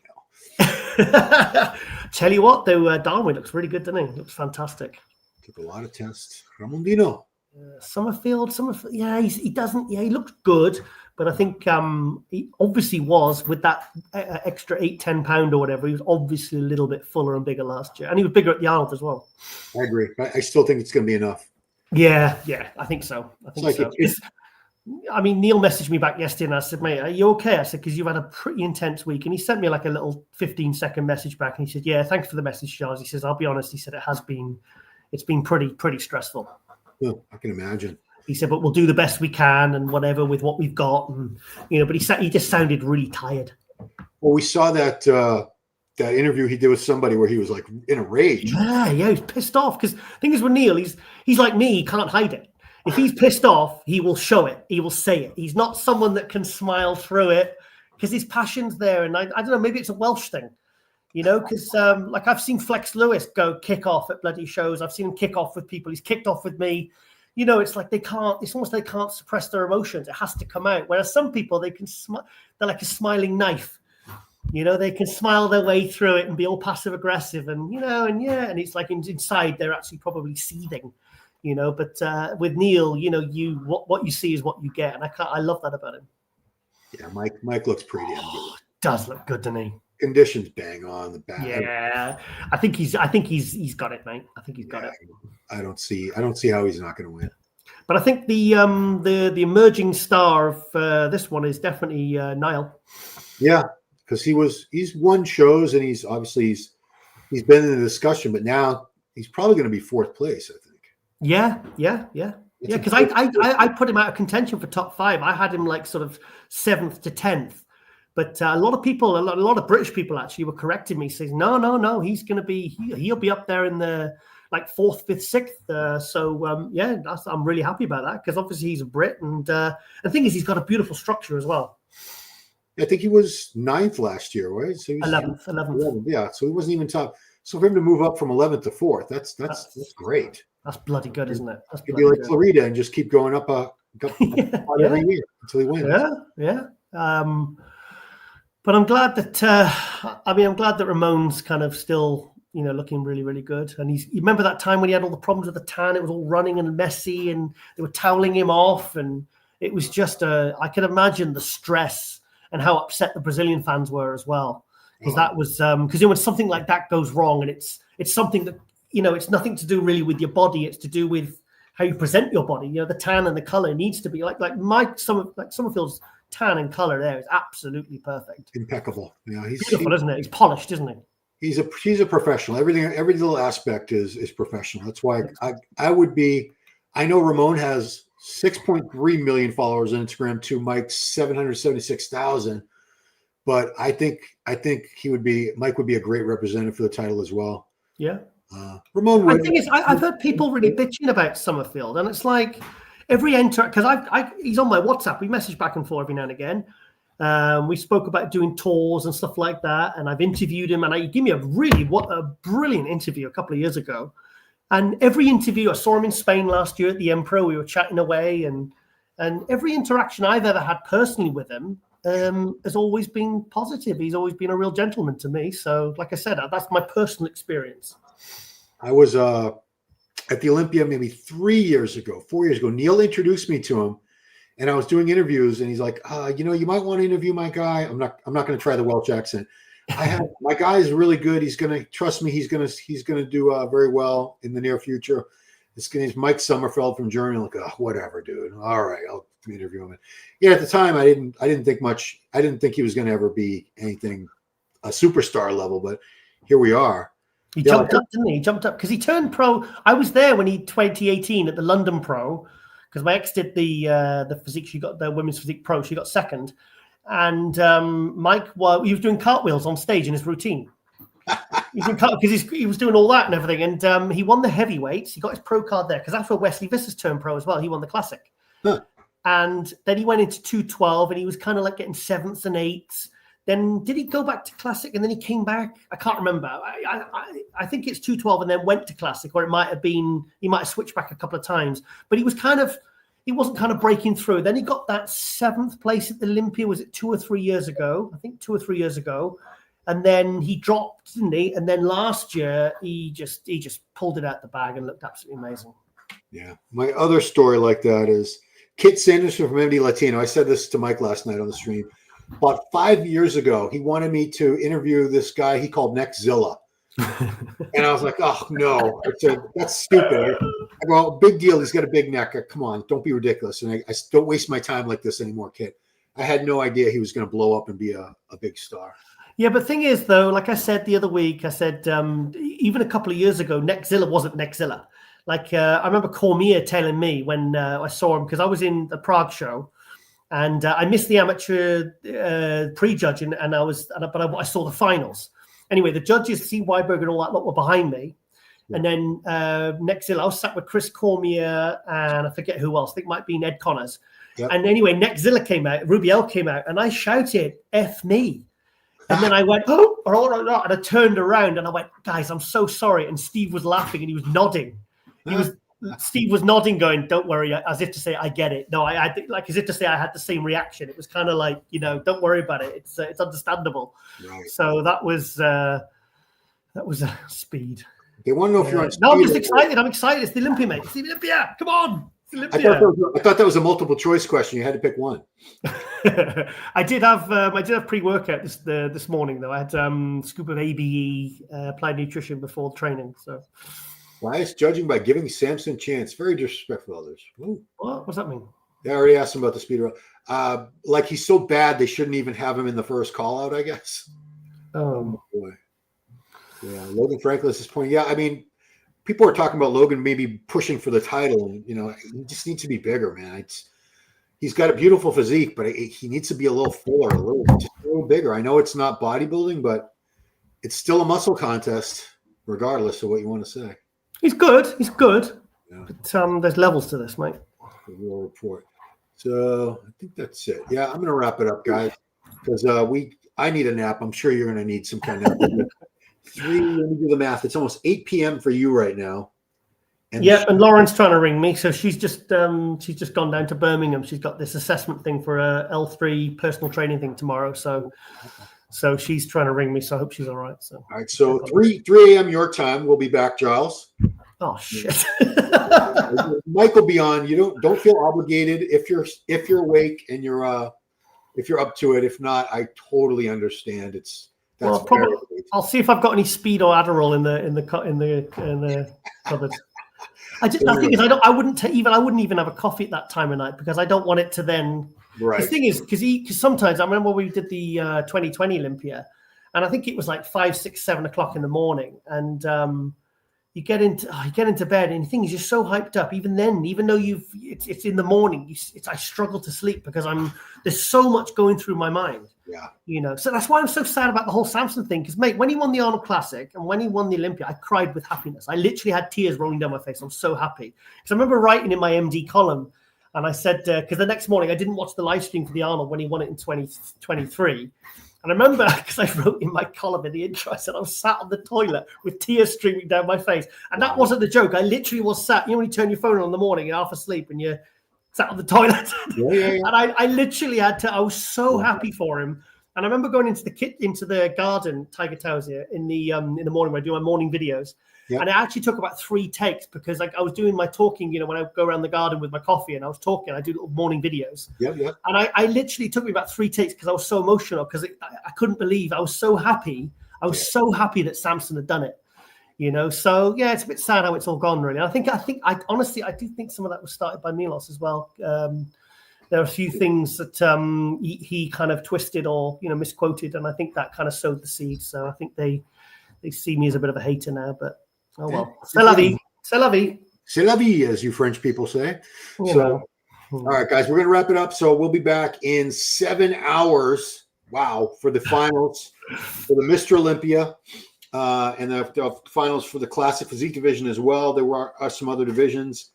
We'll probably be talking about other stuff during those because we don't follow those as closely. But anyway, join us. There's the Tiger. So come on back in 7 hours. Keep your notifications on. We're going to find out who the new Classic Physique champ is because we haven't had a new one in 7 years.